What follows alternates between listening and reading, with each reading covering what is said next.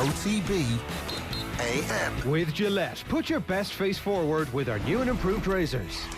And a very good morning to you. It's Monday morning. It's Jared on with you all the way through until 10. Bright-eyed and bushy-tailed. 0879 180 180 is the number. You can WhatsApp us on that. Or, of course, as ever, you can leave a comment in the YouTube stream. We're going to get straight into the performance rankings in 1 second. I'm going to tell you what's coming up between now and 10. Before we do that, we've got the performance rankings, as I said, in just a moment.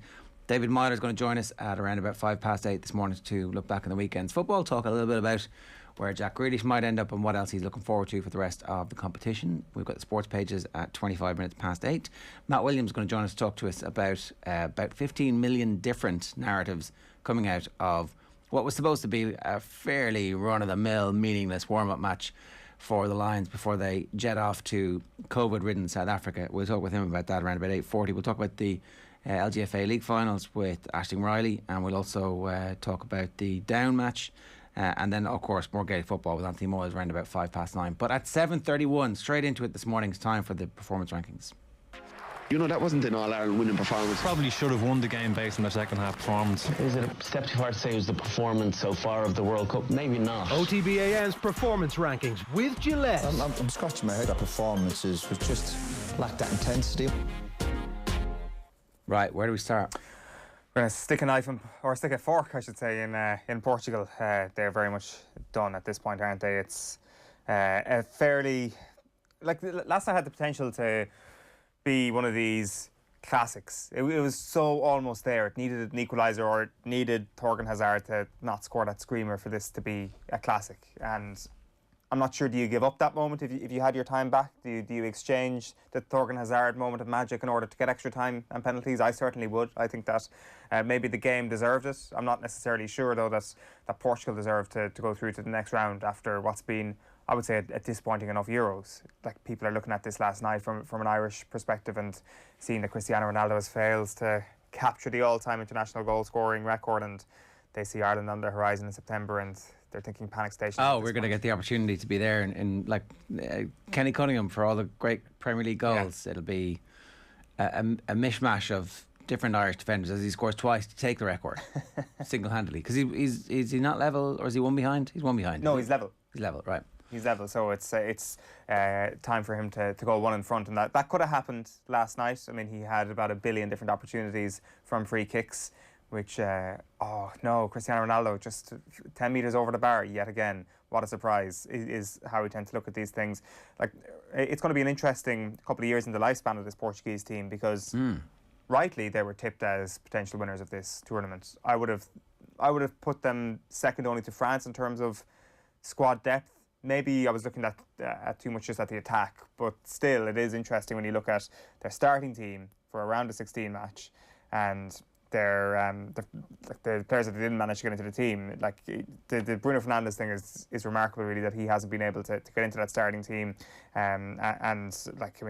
Joao Felix obviously not starting last night as well. And obviously the attack that they have is so good that Shot has been quite good in this tournament, and they have Bernardo Silva as well, that there was never going to be a place for all of them. But I guess we were back to the square one, where it's like you can't fit all of these players into one starting 11, and as a result the Portuguese are going to fall flat in their face. Maybe a lot of people would have seen that coming, but I mean, the corollary of that is that they have a brilliant bench, and so that's going to be able to change matches in the second half as teams wear down, particularly at this stage of the competition, particularly against the side who had their two best players go off in the last half hour. Yeah, and like we'll talk about Belgium as well, and I mean that's a real experience for Belgium last night to actually try and figure this thing out without the two of them on the pitch, more so without De Bruyne on the pitch. Obviously he goes off a little bit earlier, and that's something that'll stand them in such good stead as things go on, and as they go deeper into this tournament, and as they try and get this monkey off the back of this golden generation potentially never having got their hands on silverware at any point.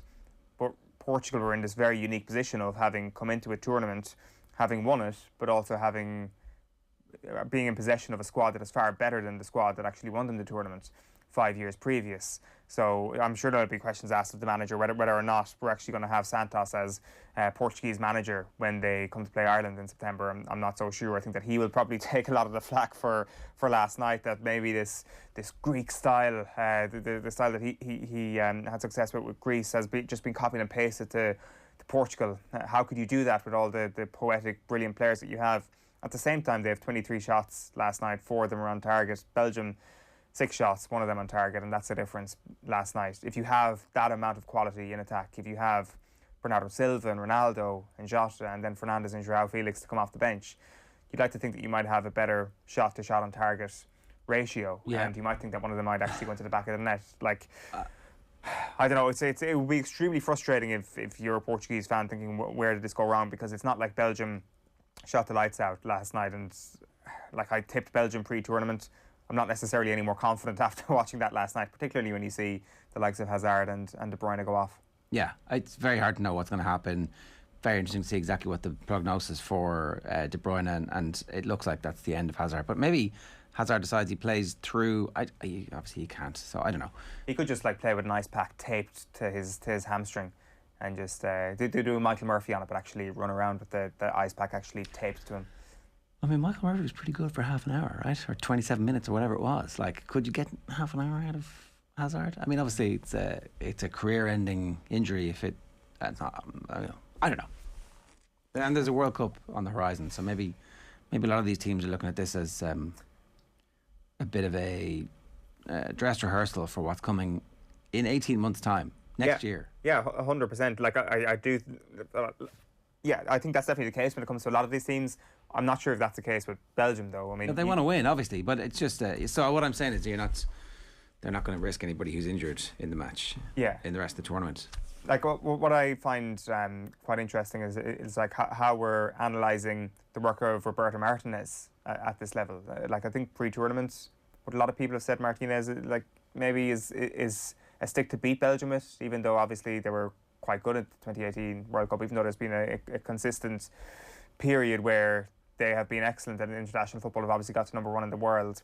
I just feel maybe when he announces that team sheet last night and it's like, oh, Belgium with a back 3 of a combined age of 101, they're definitely going to be there for the taking. And actually it was just smart management from Martinez. He was like, okay, Ronaldo, yes, he finished off that counter-attack goal against Germany. Does he still have that explosive pace, and are we going to get destroyed if we don't play I don't know, Denier or Boyata at the heart of that defence? And he said no, and as it turned out, he was right. I know that's scoreboard journalism, but I don't think there were any opportunities that were created as a result of pace really burning that Belgian back 3, and he seems to have a really in-depth knowledge of the players at his disposal, and I think that's actually one of their most important weapons going into this, going into the quarterfinals at this stage, is that they've got a manager who is a bloody good manager for this Belgium team. Okay, so Belgium would have been in green if they were on their own, but for that it's Portugal in red. Do you fear that that's the end of Cristiano, or he'll just keep going now because do they need him in that team? Is there a possibility that team might be better without him now? I don't think so. I never really subscribed to the idea that the team would be better without him. I think that if you take him out, say if he's injured for the next game, do you then play a front 3 of Jota, Bernardo Silva and Bruno Fernandes, for example? And I'm not sure that's better. I think Ronaldo has sort of morphed into more of a number 9, obviously, in recent years. If he comes out, does Andre Silva actually start ahead of him? Is that system dependent on there being a focal point in attack? I think it probably is. I think maybe the failing of this Portugal team, and I know it's again coming back to this idea of being a FIFA manager, is not finding a room in that midfield for Bruno Fernandes over the last couple of games. I know he's been shattered, and I know that the season that he's had with Manchester United has just had to have taken a toll on his body. 60 odd games that he's played, or even more, and like that is definitely a big factor in this. But I think you have to find some sort of spot in that midfield for him, even though it obviously lessens the opportunities to actually defend on the counter when Belgium go after you. So I think that's the big thing they need to find, is how to get him into the team rather than whether or not Ronaldo is in their best team or not, because he definitely is right now. Okay, all right, so that's that. Who's next in red? The next in red, the provincial championships in the GAA. Like it feels that we've been here quite a bit in recent years talking about this after the first weekend of the football championship, but I think this is probably why we're putting it in red, is that the repetition that is around this conversation just makes it all the more depressing. Now, in fairness, this time next year we may be looking at a situation where this won't be a conversation, that the provincial championships, if proposal B is picked at special congress later on this year, we could see the provincial championships as your curtain raisers to the entire year, which I think everybody realises might be a more positive outcome than what we're seeing at the moment. you got 4 major hammerings at the weekend. Kerry, Limerick, Mayo and Donegal all hockeyed their opposition. And there are a couple of different factors at play here when you try and voice your frustration. First of all, there is the idea that maybe the GAA could have played the Tailteann Cup anyway this year, which would eliminate Mayo hammering Sligo, and Sligo could have played for something more meaningful than going up against a team they knew they were going to get hammered by. But then you look at it the other way and you're like, okay, what about Clare and what about Down? Technically, the top 2 divisions would have been not in the Tailteann Cup. They still would have been in this thing. They still would have been getting a hammering. But then the answer to that really might be, well, actually just a little bit more time, more meaningful games, not a pure knockout championship may allow Clare to actually build into a championship, maybe not have to go to Killarney where Kerry haven't lost since 1995 and base their entire championship season based on that one result might be a little bit better. But certainly when it comes to the likes of Sligo, you're like, could they have been served better by even a B championship that was knockout this year, or even just one back door in it? I think we should just ignore this year and last year in terms of what the structure should be. What should the structures be? The split season is the start of it, and what comes first, is it club or inter-county? There's a strong belief from various stakeholders that the club should be second, and so that the inter-county goes first. I'm not sure about that. I think it would be great to have the first 6 months of the year for club and then the second 6 months of the year for inter-county. But look, we'll wait and see, because obviously the weather at the end of the year for your bigger games, that's what they're more than likely we're going to have inter-county first. And so you've got a limited number of weeks. What do you do with those number of weeks? Like, play the best teams against each other as often as possible in meaningful games. Play teams against each other who are of similar standard. Like, what was the best game of the weekend? I didn't see any of it really, but the Louth Offaly game, listening to the dispatches, everybody said 2 teams of fairly similar standard going at it in a meaningful match. Now, would the match be as meaningful if it was part of a round robin or a league? That's a key. That's a good question now. It would. It absolutely would. If there's jeopardy involved. If you lose, you're in a relegation battle. If you win, you're in promotion. That's the whole point. People are like, oh, we're going to have 3 tiers is the most we could possibly have. Why not have 4 tiers? What's wrong with a 4th tier? This is the moment to rip it up and say every match would matter. Look at the league this year, right? Every single match mattered because the groups were so small. As a result, you were actually able to read something into those matches. Imagine if those matches were actually for promotion and relegation in the championship. How important would they have been? They would have been brilliant. Yeah. You would have, and you would have huge crowds at dead rubber round robin matches, because they're not dead rubber anymore if you've got that 4th tier. It makes perfect sense. Yeah, like that was one of the other questions I had actually, is you see the scenes after Wexford beat Wicklow yesterday and you're like, does that get replicated in a format that's not the Leinster Championship? I think yes, I think absolutely it does. And that's one of the other frustrations about that yesterday, is that when you look for the best contests in football over the course of the weekend, all 3 of the best contests, I would say, came in the Leinster Championship. But none of those 3 victors have a prayer of winning that competition, which, again, you probably have more jubilant scenes if they're actually winning a game that means something in a competition that they have a chance of winning. And those players will get better, and that the standard of that competition rises. The so-called weaker counties, all the patronising that has been done, sure, geez, they're training real hard. It turns out they are training really hard, and there's really good coaching going on, and the quality of football is excellent. And it will get better the more they play in summer. But no, we can't do that. We've got to have... If you actually only have 3 tiers, you will end up with loads of meaningless games, and people will be like, well, this game doesn't matter, I'm not going to it. And players will be like, well, this game doesn't matter, what's the point of me sticking around when I can go off to the States and earn some money? Like, we just need to think this through to the point of what's the best for the players? Games. What's the best for the supporters? Games. What's the best for the competition? Games against equal standards. And let's just do it. And I think this year would have been a really good opportunity to actually have a trial set up. I think that maybe people point to last year as some sort of beacon of hope for the provincial championships, and I think it's like beyond doubt that Cavan and Tipperary's success happened in spite of the provincial setup, not because of it. And it was not because of the back door that we had these great moments. We had these great moments because there were genuine shocks, and the window should still be left open for those things to happen potentially. But I mean, the likelihood of that happening ever again in such close proximity on the very same day is minimal. And I think what we saw at the weekend was proof of that, really. That you can have your provincial championship at the start of the year and have a trophy, and everybody's happy. Everybody has the chance to win that trophy, and that trophy is the same trophy that it has been for 100 years, and away we go. Like, there is a way of preserving both of those things. There is a way of pandering to tradition in a way that doesn't destroy the way modern football should be going, the professionalism that exists at every county level. And it's not just about the top counties. Like Sligo, when the camera panned to a couple of the players on the sideline halfway through that first half against Mayo, it was actually just kind of like a heartbreaking sight. It was like, okay, these guys know that their entire summer is over and they've been hockeyed to within an inch of their life, and yet still it is a semi-professional setup almost in that county, because that's the way it is at pretty much every county in Ireland. Okay, but yeah, that's the red. Yeah, that's the red out of the way. We fixed that. In amber, so the way, if I know that we're getting new listeners every week, so the way this works is red, you've had a bad weekend. Amber is like, well, yeah, could be good, could be bad, could be a little bit of both at the same time. And then green is you've had a good weekend. That's our performance rankings brought to you by Gillette.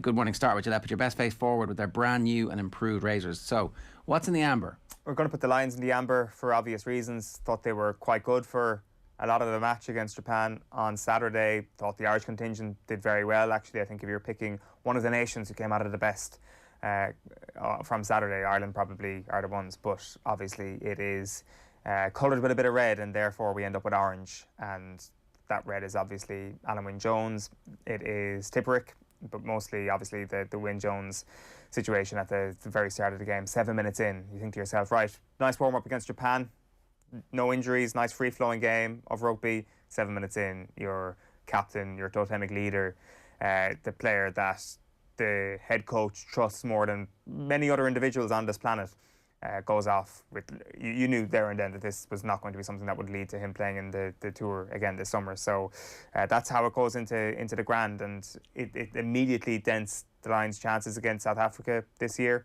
but it immediately gives someone like Conor Murray this really unexpected opportunity to be a Lions captain. I'm not sure about you, but I don't think anybody saw this coming when it came to who would actually fill the void of Alan Wynne-Jones. I thought maybe Eoin Farrell might be the person to step up, but maybe his place in the team isn't guaranteed. And it obviously isn't, yeah. Yeah, and that's why they arrived at this decision. And it's a really exciting opportunity for him. And I guess you just think about even the last Lions tour, and maybe coming into this Lions tour as well, that there was never serious questions about him being the first choice number 9. Maybe that's as a result of maybe a few other contenders not being of the strength that the contenders are at out half, for example, or in midfield, for example. But Conor Murray's somebody that has really earned Warren Gatlin's trust over the last 4 years, not just during this tour. And maybe we might have seen this coming, but I do think it is a bit of a bolt out of the blue. These are Conor Murray's boots from the last Lions tour, the one that is that the dirt from down under, certainly. And you think back to what the Lions did. They drew a test series in New Zealand, and I guess when you're looking back at the history of the Lions, it's such a big deal when they win a test series, because it almost never happens. Like, it's actually quite difficult to go to a country who play together all the time and beat them over 3 matches when you've got a scratch team together. Obviously an unbelievably talented scratch team. So I can see why, if you're Gatland, you're looking at like the players who have done you the thing that you wanted them to do and done it so well. And the other thing about this is Conor Murray's like recovery from the position where we were like, is he really in the first team for Ireland anymore?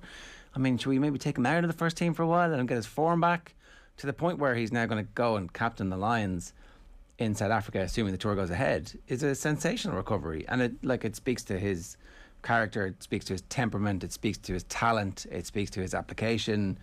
Like, that's about as ringing an endorsement as you could get. And does it all of a sudden mean he might be the Ireland captain? Do we have to like go and say, well, good chance he's still going to be around for the World Cup at this point? The pressure coming from Craig Casey is like 15, 20 minutes at the end of a game, as opposed to, are we going to start Craig Casey? And then, I don't know, did we miss this?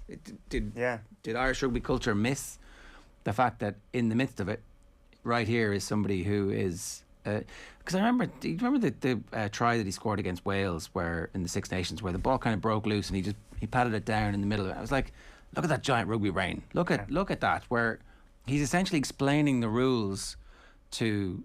Maybe it wasn't against Wales, was it?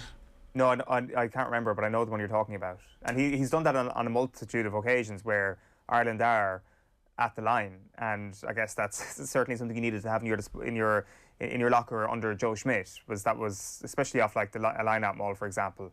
When Conor Murray was at the base of that ruck, you kind of think to yourself, right, this could be try time here, because he'll find a little inch, or he'll know, as you say, the exact quirk in the rule that will allow him to dot the ball down. Yeah, and so all of the biggest victories that we've had, Conor Murray's there from an Ireland perspective, and obviously arrived fully formed essentially into the team out of nowhere.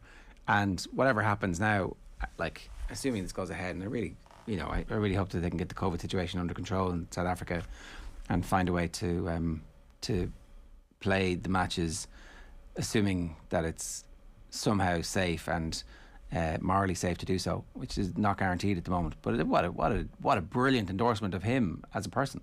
Yeah, and like has Irish rugby missed it? Like I do think the starting player factor is a big factor in all of this. Now, in fairness, if you were thinking Ireland player who will be picked as Lions captain, you would have been thinking Robbie Henshaw maybe straight away. Like I'm not sure even of the guaranteed starters, he would have been the person you would have gone to if you were picking it. But clearly Gatland is seeing something here that it is that leadership quality, it is that in-game intelligence. Maybe his position helps as well. And I think if you were handicapping it, you would have made Henshaw favourite, you might have made Henderson second favourite, you might have made Tyke Furlong third favourite, and then you would have been like, yeah, I can see how, at like 9 or 10 to 1 of the Irish players, if you were told an Irish player is going to be made captain, you might have had Murray at fourth, and then when somebody from outside says, what are you talking about? That guy's your guy. You're like, oh, maybe he is our guy. And like this is really interesting as well when you think about what the learned experience from the Lions is for other coaches who actually go in there, where if you are a coach of a national team and you're in there working with Warren Gatland, those conversations that you're having with someone like Gatland who's like, I actually identify a personality trait in this player that you potentially haven't identified, that can come right back to your test team, to your national team, and have huge benefits for you. Like I guess if you go back 4 years, Peter O'Mahony would have been captain of the first test. Obviously Rory Best was captain at that point, and there was never any question about it. Like maybe this is just more noticeable now, or more of a talking point now, because the Irish captaincy was a talking point over the last little while, and obviously just with Best being there, that was never up for debate 4 years ago, whereas now it certainly was. And with Andy Farrell, he obviously saw Johnny Sexton as his starting 10, and that was the way he went. But like now wouldn't the right thing to do be to say, you're going to have to nail down your position, and as a result of that, we know this guy's going to start. Like it's a shoe-in for James Ryan to be Ireland captain is what we've been told now for the last couple of years because of the quality of play he's had. But again, there's somebody who has had injury problems recently. Listening to the pay-per-view yesterday, Gavin Cumsky was making the point that he played 80 minutes of every game as a 22-year-old, and there might have been some repercussions for that in terms of the body issues that he has at the moment, and that's the type of thing that will hopefully ease over the next while, and so you manage that properly. And there's strength and depth in the second row, so it doesn't really matter if he doesn't play every minute of every game. Do you just say, right, Conor Murray's going to be more than likely our starting scrum half for the World Cup, and so for consistency's sake, because there's no guarantee Johnny Sexton's making it to the World Cup, there just isn't. No, I do think that the analysis has kind of thrown the two of them in together. It's like, there's two people who aren't kids anymore as our halfback pairing, and as a result of that, they're the same. And actually, they're at very different stages, clearly. As we can see, one's a Lions captain and one's not in the actual squad. I do think what's going to happen over the next little while is that there will be an analysis of Conor Murray as captain. And in a weird way, this could almost be a trial run for his national team. Well, we'll it's like being captain at a higher level. Okay. All right, let's move on. So that's the Lions. We'll talk more about the Lions a little bit later on with Maddie Williams. And you can get all of our rugby stuff if you subscribe to OTB Rugby on the podcast stream. Next up, we are going to the Clare hurlers. I'm putting them into the green. This was not a perfect performance from Clare whatsoever. They had 22 wides yesterday, which is just a ridiculous number. They had more wides than Waterford actually scored over the course of the 70 minutes, which is... I think they had 11 after 22 minutes, because they definitely had one every 2 minutes in the first 20 minutes. The stats from this match were ridiculous, right? 5 minutes in, Tony Kelly had scored 3 points. He was on course for a 42-point haul if he'd managed to keep up his first 5 minutes over the course of the 70 minutes. I had to do the maths and mental gymnastics, and I was like, hang on, what's the scoring rate at the moment? And I don't know if you remember, we had him on last winter, and he was like, I just love winter hurling. I love the feel of the ball in the air. And we were all a little bit concerned that his form wouldn't be as good when it was sunny out.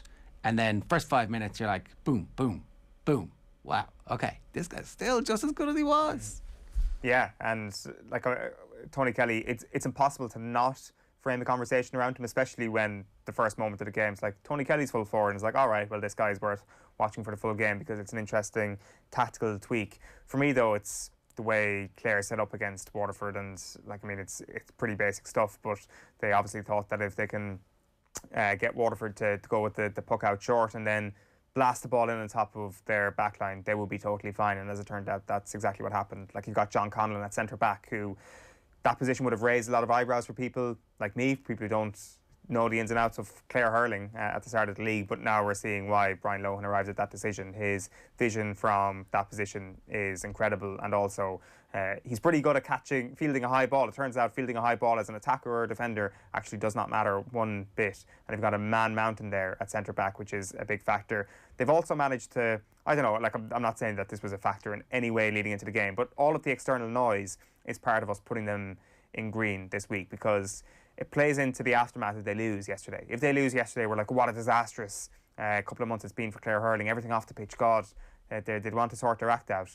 And avoiding that is a real testament to Clare character, I think, and getting a Munster Championship win for Brian Lohan at last is a really important moment against a team that, well, as the team, I should say, who were probably seen by many as the weakest team in Munster. To beat the team who got to the All-Ireland final last year is a really good start for Clare. Like, again, you can look to 22 wides, but I think all the boxes that you want to be ticking after the first round, with the exception of the accuracy, are extremely positive. Yeah, I was very impressed by them. And imagine if they could do half the amount of wides in their next game.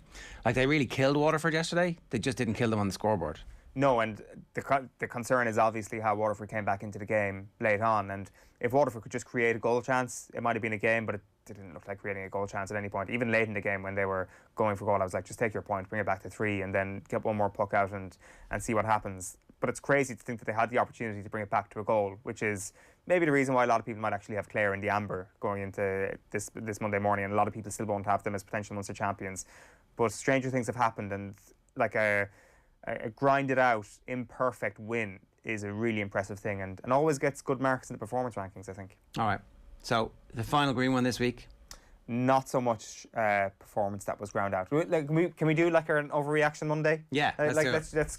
Like, I mean, and that is the disclaimer, everyone. This is an overreaction to everything that's happened. I tweeted out on Saturday Aidan O'Shea's goal for Mayo, and P. McKeever 2020R got back in touch with me and said, can look forward to another 2 weeks of usual Aidan O'Shea Mayo loving on OTB. Yes. I suppose now he's tearing it up against Division 4 opposition. Yes. Hashtag flat track bully. Yes. And let's go P. for McKeever 2020R, that's exactly what we want to do right now. The Mayo thing is real. I think that Mayo for Sam. Mayo for Sam. I think that on there is a case to be made that on the evidence of Saturday, Mayo could push Dublin closer than they did last year. I think even Overreaction Monday cannot handle the take that they might beat Dublin. I think that would just be too hot to handle on a Monday morning, especially at 7:58.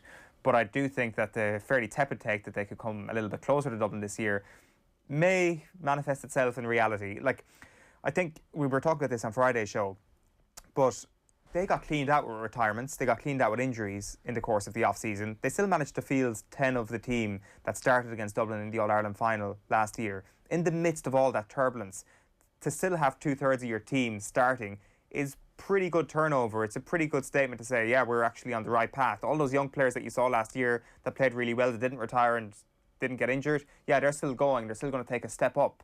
And you look at McHale, you look at the kids who were already there last year, and you're like, hold on a minute, there's a number of green shoots here that are going to be vital for Mayo throughout this Connacht Championship, and we'll probably get them over the line in this Connacht Championship. Just think about what it must have been like in Mayo for the last 2 weeks.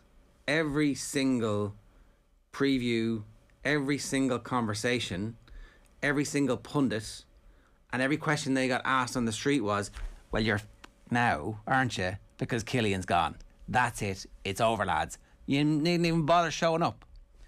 What would the impact of that be on a bunch of personality A type alpha males who are fairly used to, conditioned to being successful over the last decade? And the kids who are coming in are clearly like part of a strength and conditioning program from the time they're 15. Yeah. Like the athletic profile, as Jim McGuinness talked about, the players coming into it is off the charts.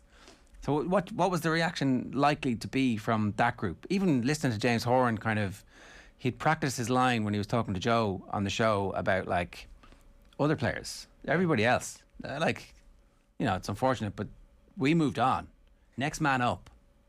And the thing we need to remember about James Horan is that he didn't go back in to take the Mayo job in order to steady the ship or to stop them going down to Division 2. He went back in to win an All-Ireland. Now, of course, part of that is realising that you've got Cillian O'Connor and Aidan O'Shea and Diarmuid O'Connor playing really good stuff. And, of course, that impacts his All-Ireland credentials. But I would say the main reason he goes back in is that he's on the phone to people, he's had enough club games, he's had enough underage games to realise that there is a generation that's after coming through completely under the radar in Mayo because they haven't won any All-Irelands, that is ready to contend at senior level. And what we're seeing now is that these guys have immediately become leaders. Everybody has to step up this year because Cillian O'Connor isn't there. The scoring threat has to be shared a little bit more. Granted, the scoring threat kind of was still down to Aidan O'Shea at times on Saturday, and people will, the criticism will always be there of Aidan O'Shea until he wins an All-Ireland, that he does not do it on All-Ireland final day.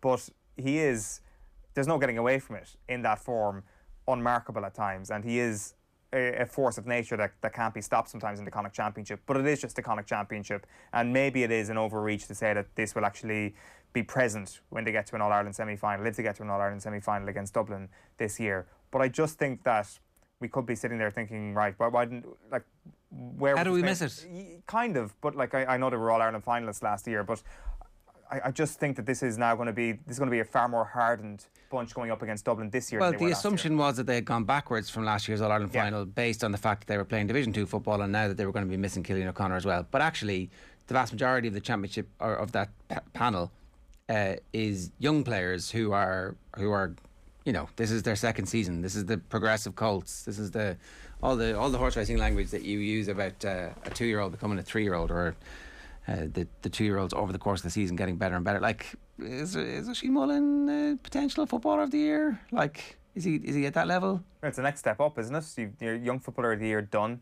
It's the only place left to go is actual footballer of the year. Like, I'm really impressed with like what they're showing in midfield, which, like, for me, when all those retirements happen, it's like, oh, there's a lot of big, tall midfield, middle third men after leaving the panel at this point. And you've got Loftus and Ruan now, and it's like, there's your midfield too, who can maybe go toe-to-toe with a Dublin midfield. Again, everything is distilled down, and Mayo's season will be distilled down to that one game, which will be the Dubs. We're just blah-blah-blahing the Dubs into being the same team as they always have been. There's Cian O'Sullivan gone at the weekend as well. Another body around training, driving standards last year. And it's like, okay, so the team that won the All-Ireland didn't have 5 or 6 of those players who had 3 or 4 All-Irelands, 5 All-Irelands in some cases, on the field of play. But that matters. I do think that matters. I agree, and that's actually part of this as well, that maybe they'll come back just a little bit to Mayo.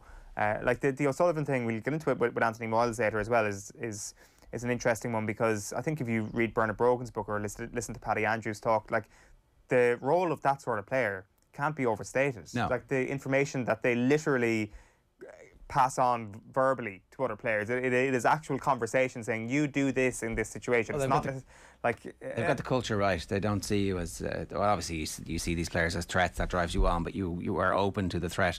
It's 4 minutes past 8 this morning. Every Monday morning in OTB AM we give you the chance to win a Gillette starter pack here on the performance rankings. All you got to do to be with a chance of winning is tell us who you think should be discussing, the good, the grand or the bad. Get in touch and we'll pick a winner before 9:30. You can do that on Instagram. So that was our overreaction. We understand that this bit gets cut out. Yeah, like we're talking into the ether now. Hello to everybody who's not on Twitter looking at this clip.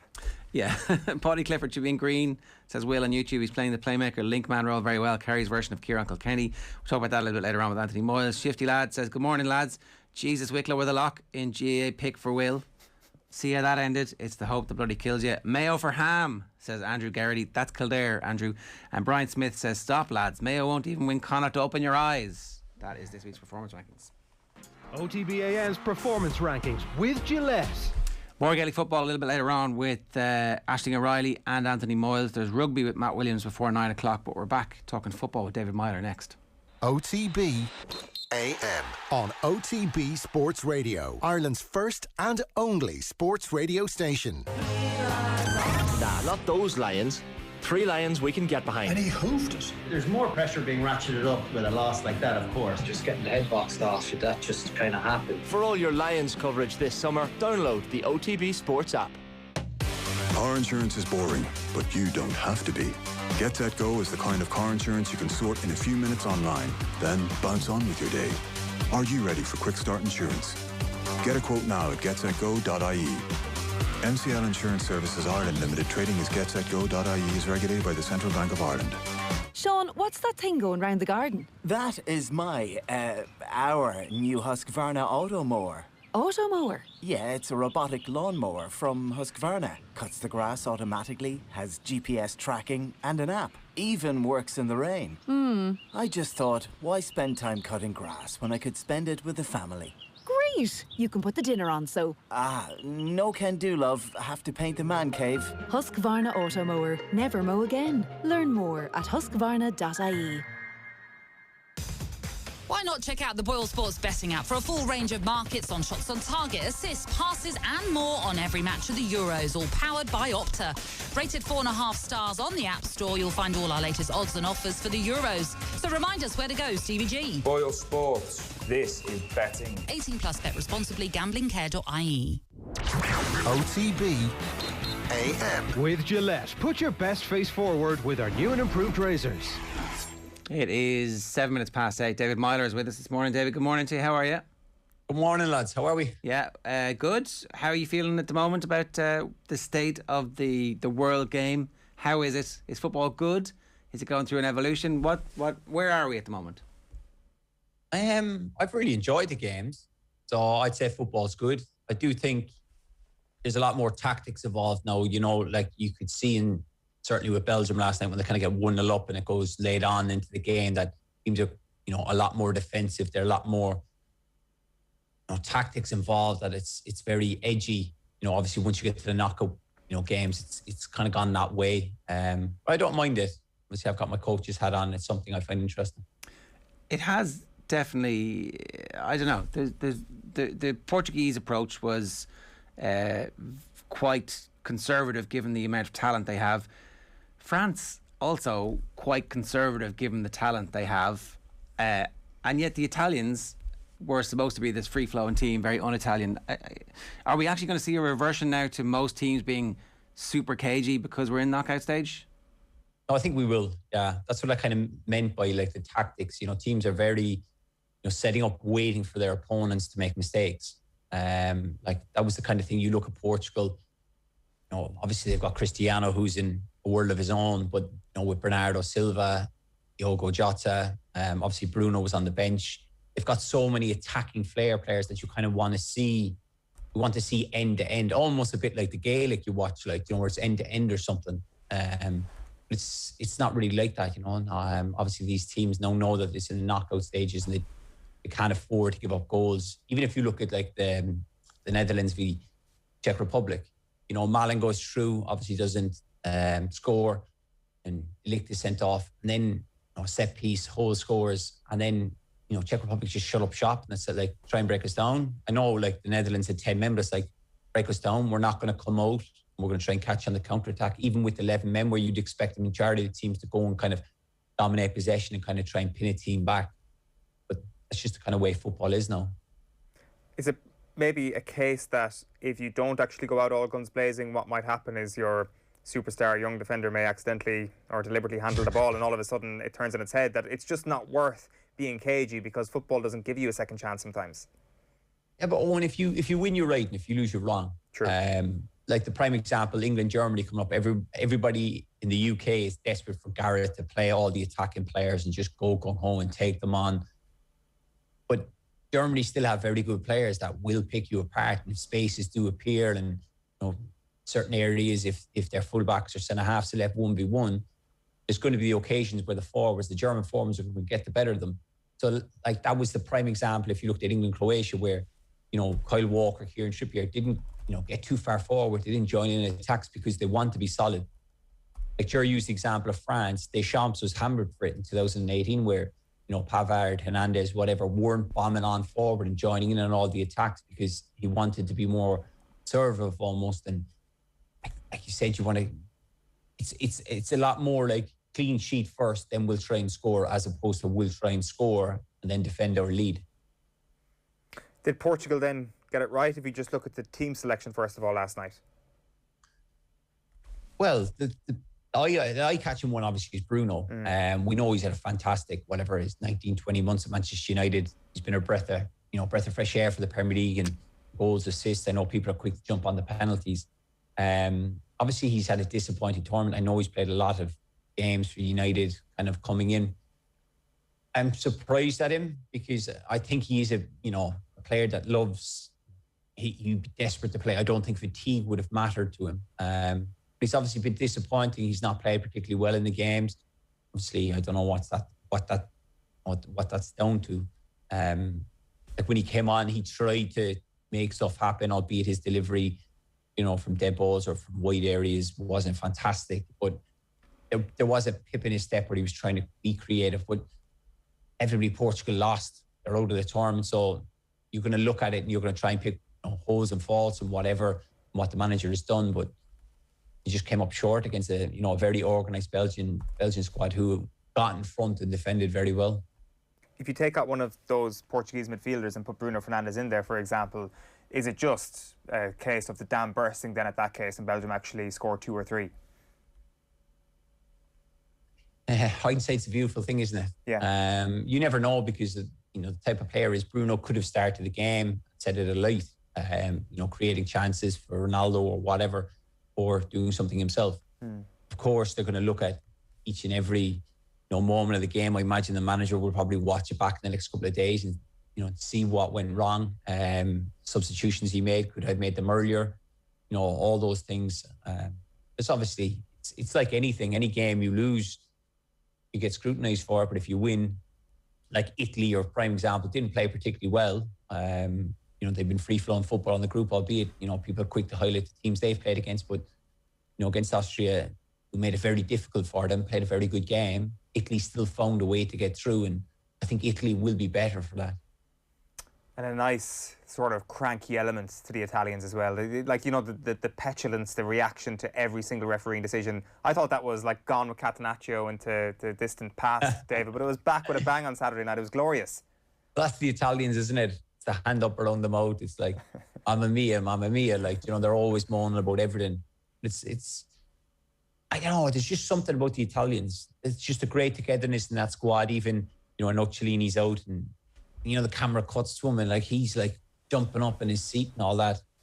But, for Mancini to make substitutions, brings on, Chiesa, who ends up getting a goal. That's, 2 and 2 he has. And you bring on Pessina, who originally wasn't even in the 26-man squad, then gets drafted in late because of injuries or whatever. And he's played in the last 2 games and he's added huge moments in both games. So, like, there's a real good feel factor for Italy. Albeit you two will be disappointed on Moyles not firing, obviously not scoring. But I'm still backing Italy. And don't forget, before anyone quickly highlights, it is Italy and the Moyles double, by the way. Yeah. Can we get like some middle ground here? What happens if Italy without a Moyles? Or... Yeah. If Moyles scores the winner in the final, we get at least a couple of bars. You'll get a couple of bars, I'll give you that. Hey. A couple of bars. Okay. So is there any cause for concern at all, David? Like, I mean, because that was one of the things we were just going to ask you, is if you're still confident that Italy are going to do it, but clearly they're still your pick. Oh yeah. But sure, I always say that to anyone. You've got to back your players, you've got to back your team, you've got to back your nation. Obviously, unfortunately for us, Ireland aren't there, and Italy's the team I've gone with, so I expect Italy to go the full way. Yeah, and I'm just ordered my Italian shirt now for the quarters. So I'm excited. So what, if I put it to you like this then, what worries you most as an Italy stan at the moment? Look, they're playing Belgium the next game. That's going to be very difficult. Now, we don't know significance of the injury to De Bruyne or Eden Hazard. Obviously, he pulled up looking like it was his hamstring. You don't know, is that just a bit of experience saying, I felt something small, get me off quickly. Obviously, De Bruyne, it's never nice to see the tackle and the awkward with the ground. It looked like it was his ankle. Then obviously he goes in at halftime, gets some treatment, comes back out and he sits down. So that would, to me, expect that he won't be ready for the next game. The Belgians are very kind of arrogant in their way. They've got the North London back three, I should probably call it, with Vermaelen, Vertonghen and Alderweireld. They were pretty impressive, albeit they've not been able to keep many clean sheets in the Premier League over the years. But it's just, they've got good players, Belgium. They've got a particular way, like obviously Thorgan Hazard's a good player. Munir's a good player. I like the boys midfield, Tielemans and Witsel. Of course, look, Lukaku's in flying form, albeit yes, he didn't score last night, but if he's given various chances, he'll score goals. And if the Italians do like to go and press teams and they press them high, albeit it's hard with, certainly with the conditions. I'm not sure where the game has been played, but if they go and try and press this Belgian team all over the pitch and they get picked off, and you get Lukaku one-on-one with Bonucci, there's only one person winning that foot race. So that's kind of, Mancini has to be clever in how he goes about it. It's in Munich. Is it Munich? The Allianz Arena, yeah. That's a good pitch, as opposed to the Seville pitch, which everybody's still complaining about. Well, it was Luis Enrique actually complained about it. Spain played a warm-up game, didn't they? And he had a big moan-up about it before the tournament even started. So, does it matter? Do pitches like that actually matter? And if so, right? Because enough people are complaining about it at this point that it seems to be something real. Why does it matter? Well, it never really bothered me, Ger, because I was never, trying to get the ball down and pass it all the way around. You could see the concerns from Spain because, as we've seen in every single game, they're trying to dominate possession. They're having hundreds of passes. And if the pitch is a bit slightly bobbly, you can free flow and zip the ball. Like you even look at the prime example, England are playing Germany Tuesday night, tomorrow. Germany aren't allowed to train on Wembley because they're giving out about rainfall on the pitch, and that if the Germans train on it, they'll ruin the pitch, which is kind of like seen as a psychological effect. But then teams love to go to, I think it's part of the UEFA protocol that you have to go the night before to actually play on or train on the pitch. Whether you don't do anything or anything, I think you still have to go onto the pitch for a certain amount of time. It does matter because you get familiar with these pitches, and some of them are, the grass, depending on what nation you're playing, you might leave the grass grow a little bit longer, or it might be cut thinner, so that the ball zips around. It's just all different. Like Stoke were the best example of it. If they were playing a big team, the grass would be a little bit higher. They bring the width of the pitch in a few yards, all stuff like that. Yeah, it does really matter. Yeah. So when we talk about the context of this game, if you want to talk England-Germany then tomorrow night, just very briefly, like the situation with the Wembley pitch, notwithstanding, like I'm not sure, have you been dipping in much into the coverage around this game? Because this is what it's been all about, is the build-up to England versus Germany, the relationship between these two teams. As an Irishman there, are you like trying to distance yourself from that a little bit, or are you kind of lapping it all up knowing that it might actually end in disappointment tomorrow night? Yeah, but sure, obviously I live over in England. It's everywhere. Once the draw was kind of made and it was like Garrett's stroke of genius drawing with Scotland, and people are obviously trying to put whatever spin they can on it. We've got Germany next, and then you see the interviews on Sky Sports where they're talking to the players, and I saw one yesterday with Bukayo Saka where they're saying when he was born 4 days after England beat Germany 5-1 in 2001. That made me feel old. But it was just kind of like they're playing it up so much to like everyone. Like even there was an interview with Phil Foden where they're talking about Gareth Southgate missing a penalty, and would he take a penalty? And Phil Foden was sitting there going, I hate penalties. Like watching, he said, I'm sitting there biting my nails. I was even watching that thinking, I would not be confident you stepping up as much as a wonderful player you are. If you watch the interview back, he just said that I can't watch penalty shootouts. I get so nervous. And I was just thinking, but then if it's like Germany, you're taking penalties 3 or 4 where you need to score, I'm not sending you up to take a penalty. But it's just been blown up everywhere here. And people, I get it. Everyone gets excited in England. They want to, go and win it. And, we all know the song, It's Coming Home and all that. They're saying, like, if we get through Germany, then it's like the winners of Sweden and Ukraine, And then obviously the side of the draw is, Czech Republic play Denmark next. So they're kind of already eyeing up, but it's just take care of your own business first, because Germany will rise to the occasion against England.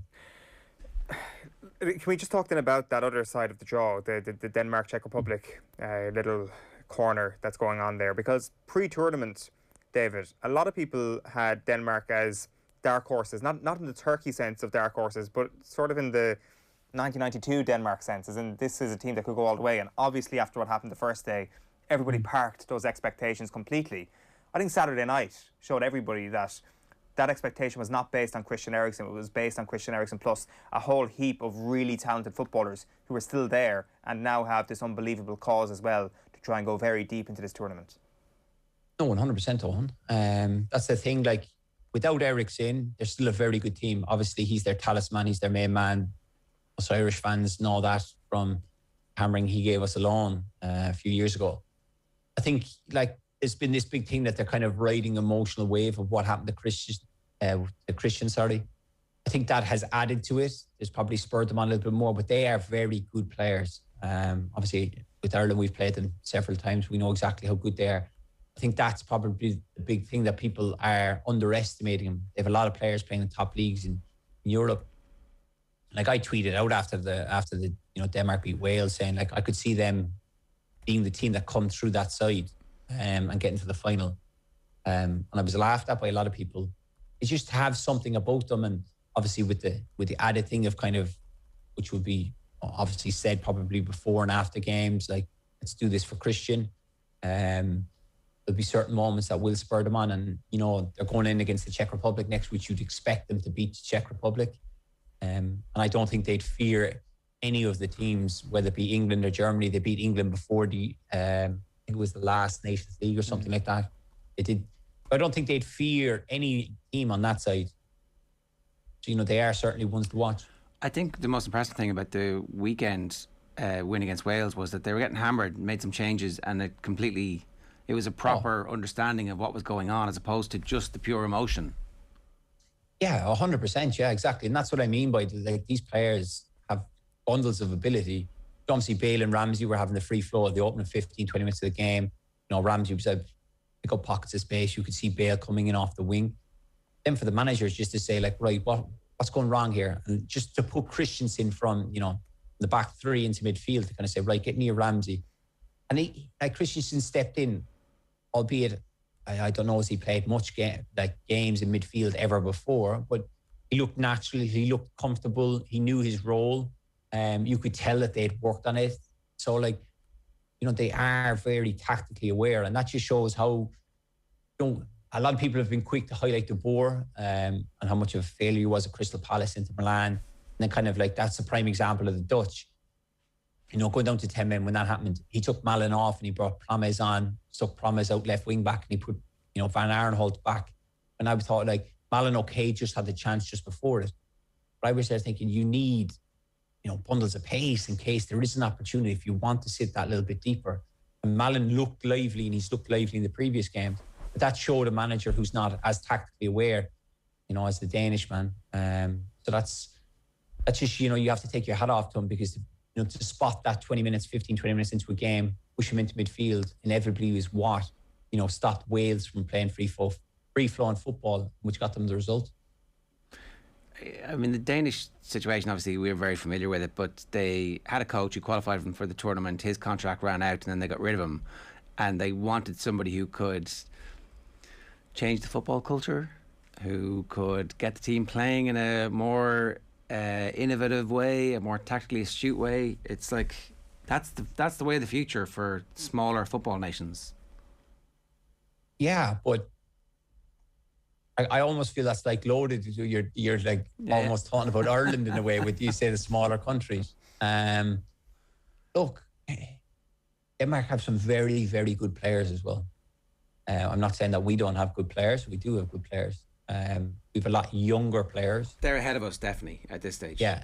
Well, they were ahead of us 3 years ago when it mattered the most.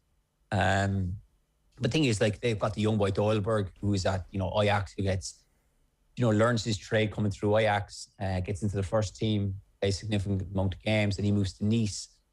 Like, that's kind of like, I don't know what he is, 22. You look at that level of where he's at, and then you have to look at our own level of where certain players are. And we're not at that level yet, but definitely there's a pathway in what, the Danish are doing that, yes, we can look at. And I do believe, I've said this before and off the ball, that I do believe that with Stephen there is a bigger picture. But fingers crossed. Just on tonight's games then, David, it's Pedri versus Luka Modric. It is midfielder porn in that game, to say the least. How excited are you how excited are you for that, just to see these two go at it, one at the very end, one at the very start? Well, actually, no, Modric is not at the very end. Who knows? He could be here again in 3 years' time and 7 years' time even. So how's that one going to go? I think the loss of Perisic for Croatia is massive. I think with Spain, that 5-0 victory, albeit like, you weren't great, but that kind of lift of getting goals, various different scorers or whatever, creating chances, dominating, was kind of like, did it all click?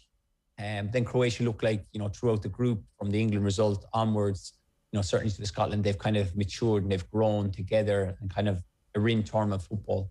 Like, obviously their objective is just to get out of the group. Now the competition kind of starts with these teams. I think with the loss of Perisic, I fancy Spain to beat them. That makes sense.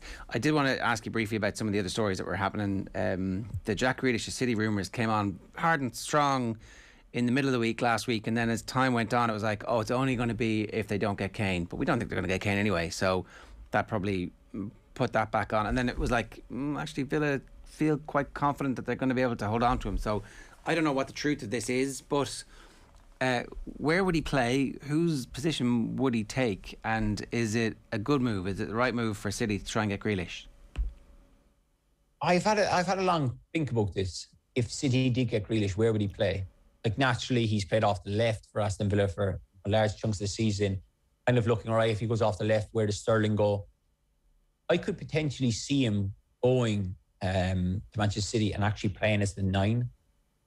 Being that one, kind of, we've seen De Bruyne do it, we've seen Foden do it, where they can kind of drop in. Pep is like, master at like tweaking teams and getting players to play in different positions. I could almost see him playing as like 9, but a false 9 that kind of says like, we can add pace to the sides, whether it be Mahrez, Bernardo or Sterling, and then you can play Grealish where he can kind of drop deep and get on the ball and try and create and join in and around.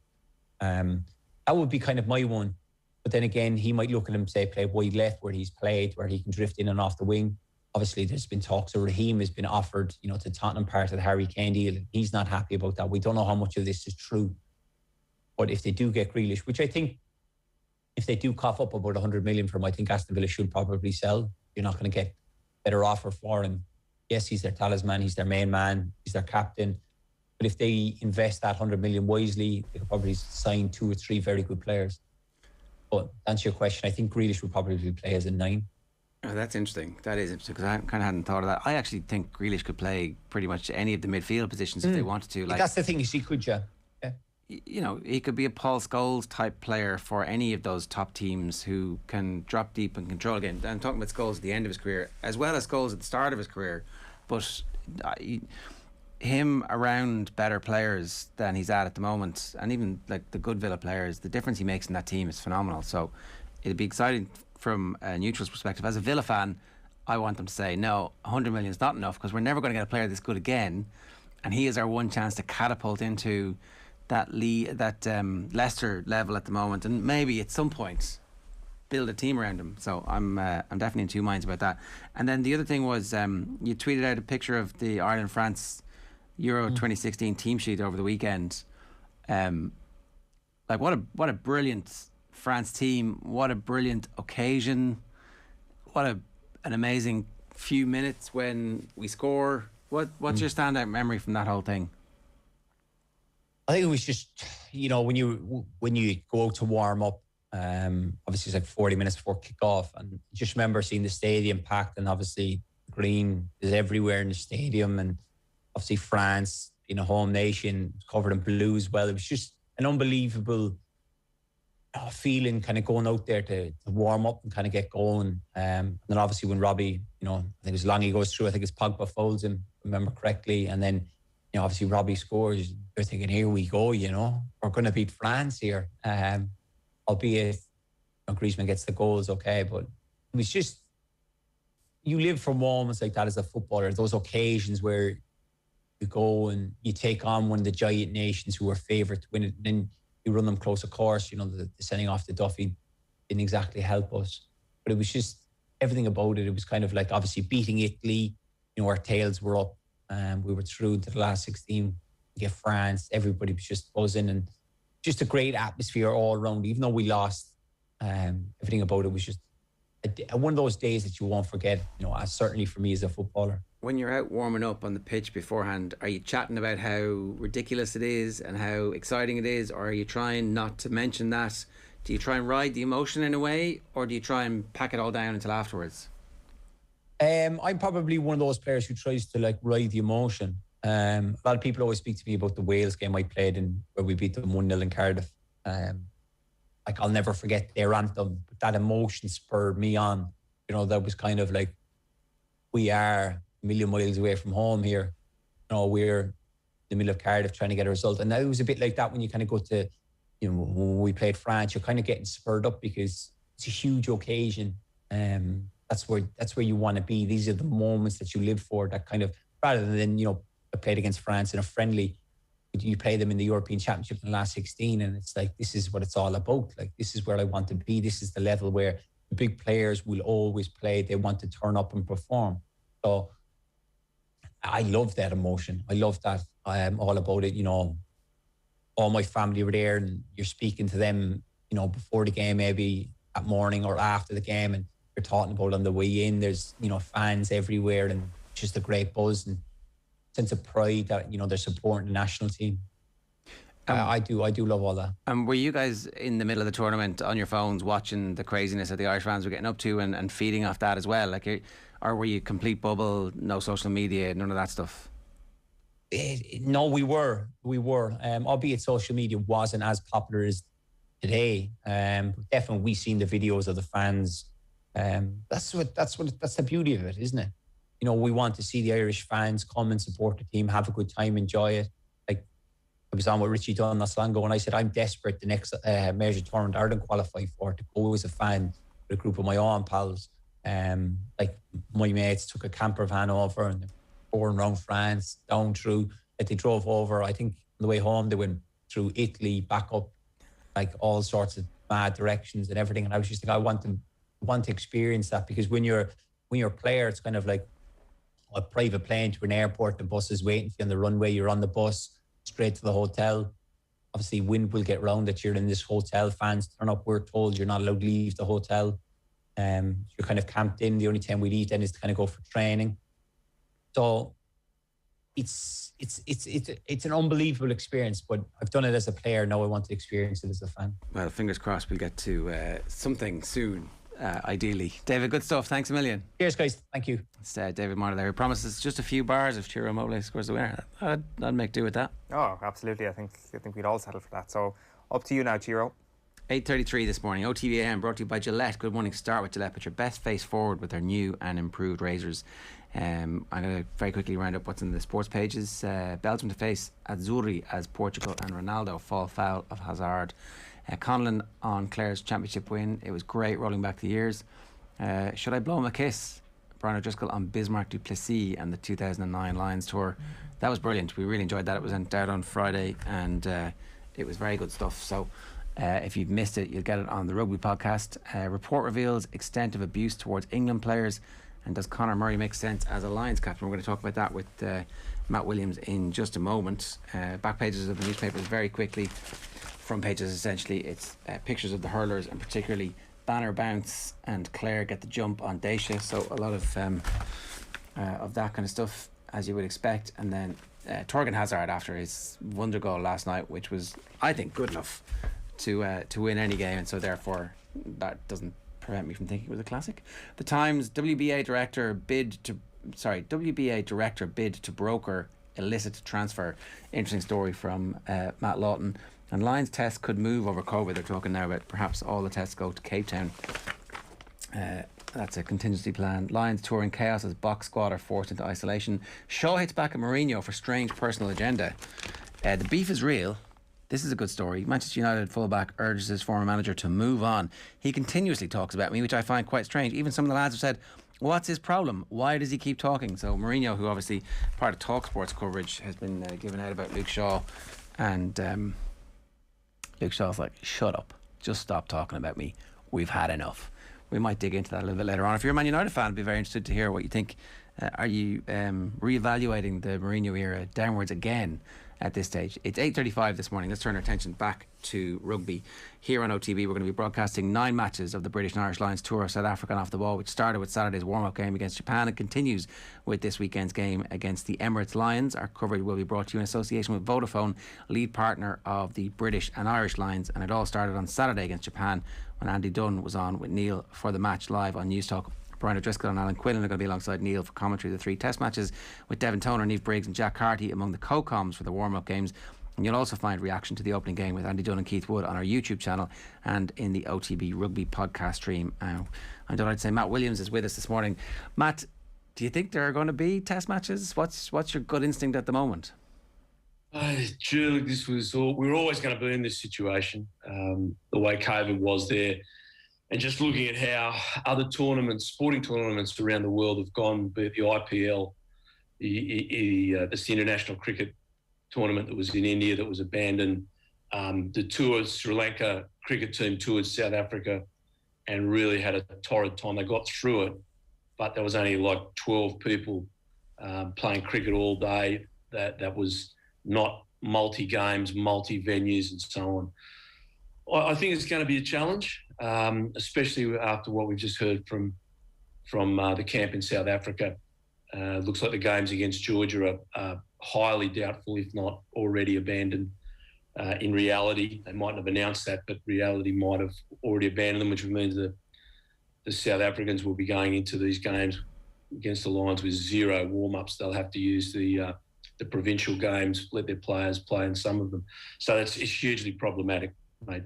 Whether it goes ahead or not, I think it's too early to say, but I think it's certainly weighing on the side of it's getting more unlikely. We'll obviously keep a very close eye on that. In the meantime, and pending the information coming through that it isn't going to happen, from an Irish perspective, obviously the weekend, the big news is Conor Murray as Lions captain. And we were asking this question a little bit earlier on. Did Irish rugby miss out on not having Conor be a captain for Ireland in the past? Is there something that sometimes it takes an outsider to come and say, that guy's amazing, you guys should really have made him be in charge here before? Or is it needs must from Warren Gatland's perspective? What's the truth? It's a really difficult one to answer. Certainly don't want to take anything away from Conor. I've admired Conor for many years, the best box kicker I've ever seen, a great scrum half. Probably from an Irish perspective, we knew how great he was a few years ago. And after his neck injury, he probably hasn't regained the form that he was in before that. But I think he's been surrounded by so many great leaders as Ireland have had, and the history of Irish rugby is littered with this great quality of leadership, that it wasn't required of Conor to be a captain. Now, remember, as a 9, you're a leader anyway. Like, you can't be an international 9 or 10 and not be a leader. You have to lead on the field, at training and so on.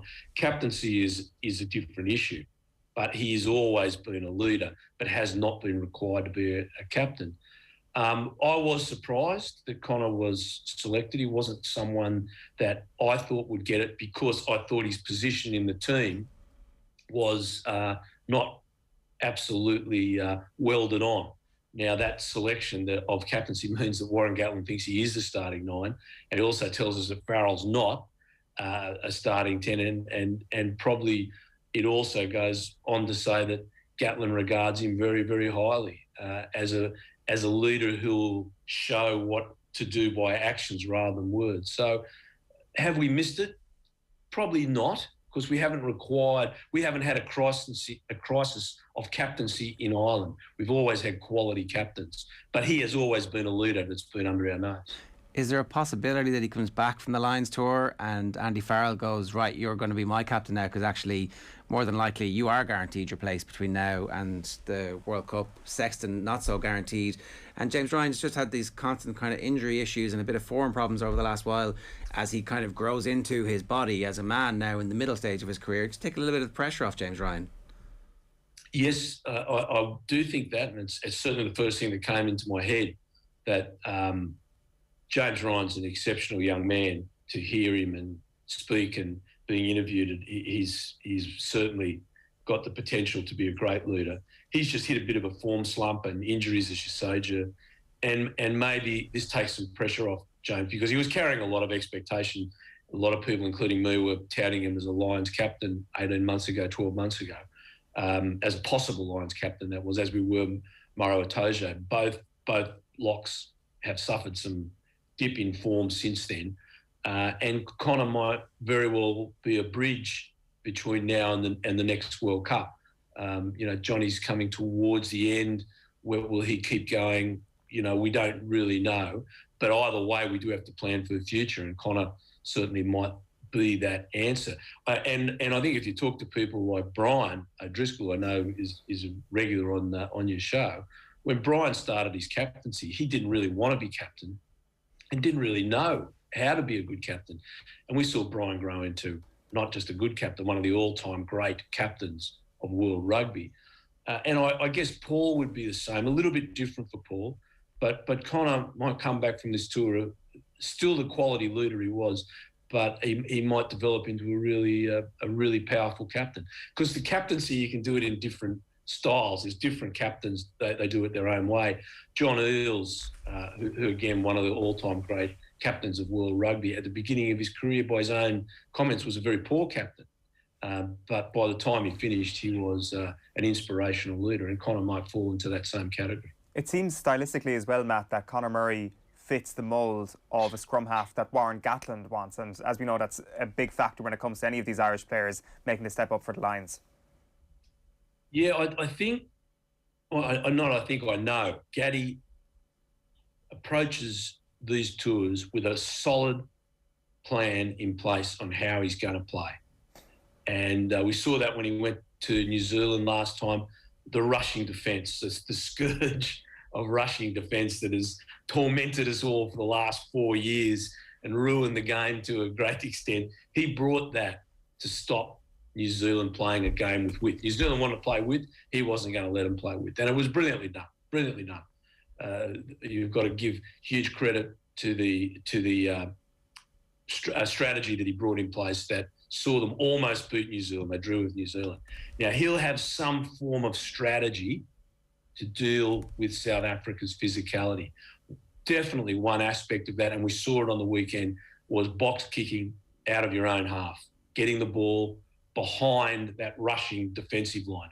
And South Africa are, the ultimate physical challenge, but their defence, they narrow their line in so they don't spread right across the field. They're only maybe halfway across the field, but they come up at 100 mile an hour, and that really can rattle your cage. But what does that leave? That leaves a space behind. So Connor is brilliant at attacking that space behind the rushing line through his kick. And I thought after watching the game on the weekend that was very, very obvious that Gatland's got that as part of his attacking strategy, and that makes Connor valuable to him. And his nomination as captaincy just confirms all our theories. It now becomes reality.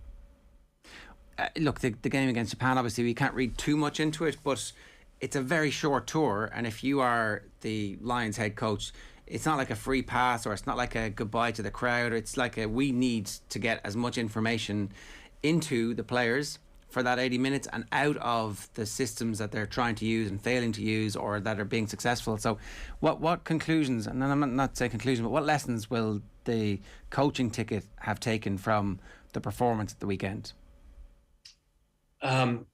Lots to take out of that. Some very good and some concerning. I thought the defensive system that they put in place just simply wasn't good enough to beat South Africa.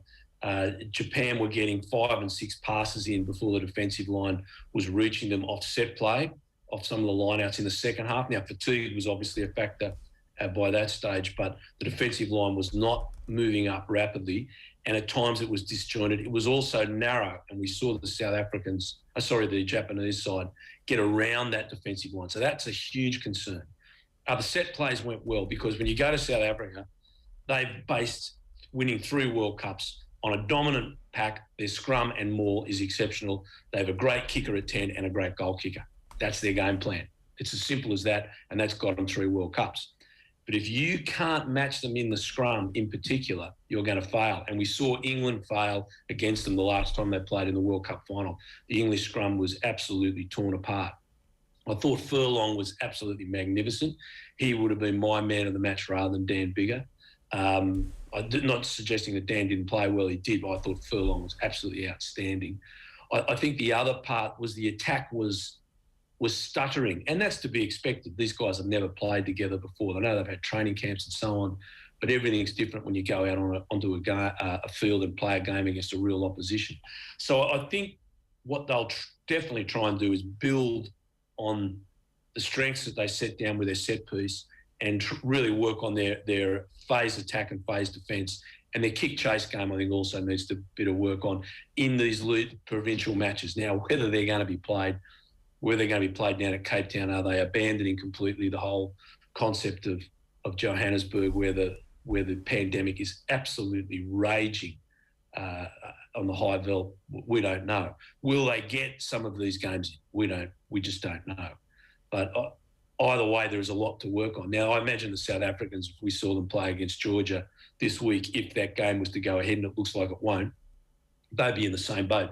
The South Africans haven't played since the World Cup final. So I actually think the South Africans are at a huge disadvantage here at this stage because of that, where they've only played internally for the past 18 months. So very, very interesting rugby-wise, very concerning off the field. And maybe we're talking about nothing. Maybe it's just not going to go ahead or go ahead in a different way. We don't know. Yeah, it's very difficult to know exactly what will happen, and very difficult as well sometimes to justify the continuing of sport when matters of life and death are being played out against the backdrop. So we always have to bear that in mind.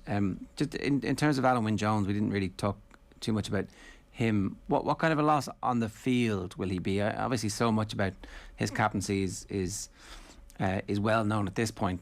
Was he a guaranteed test starter? I guess he was if he was captain, but is he a significant loss on the field against South Africa? He played magnificently through the Six Nations. Now, it's a generation of a number of high-quality second rows. But even at his age, he was probably the most consistent and outstanding second rower across the whole tournament. So the answer to that is yes, and they won the Six Nations. And he kept that team together and drove it. And Gatlin, if you look at his history with the Lions, goes back to the Welsh players that he can rely on and trust, and he has faith in, and they have faith in him. And that goes right back to Australia when he dropped Brian O'Driscoll for that last test and put the Welshman in through across the team. Everyone criticised him, and the Welsh came out and won. Now, the Australians did a lot of things wrong that game, as it's since turned out that they changed tactics on the field and so on. But that doesn't make any difference. Gatlin has really relied on his Welsh players to be the heart and soul of the Lions team. And I think this is a big blow to the tour. Now, the other aspect of that is who will replace him. Is it a Tojo? Will Henderson get a shot? Hill?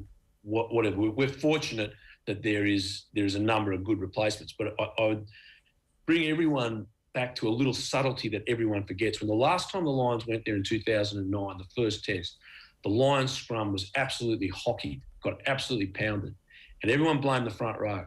But it was in fact the second rowers, the power that they were giving to the front row. Second test, and they didn't, and this is again something people don't realise, you have specialist tight head second rowers. So a second rower that only packs down on the tight head, and second rowers who are used to packing down on the loose head. Usually it's your number 4 that specialises in that. So if you think it's a right hand bind onto your prop and a left-hand bind onto the second row. Now, you change around sides, it throws your whole body dynamic and power out. And that's what the Lions did that first test in 2009. They got it wrong. They got their second rowers right for the second test. And, of course, they performed much, much better. So that particular position of who goes, the combination of the second row is not just about line-outs and not just about who's around the field. They're going to need specialist tight head locks in that second row. So that opens up the whole gambit there. And Henderson has certainly come into play straight away. His scrummaging the other day was behind a furlong was absolutely excellent. I thought Henderson was a shout for a potential captain, actually, given everything that was going on as well. That, you know.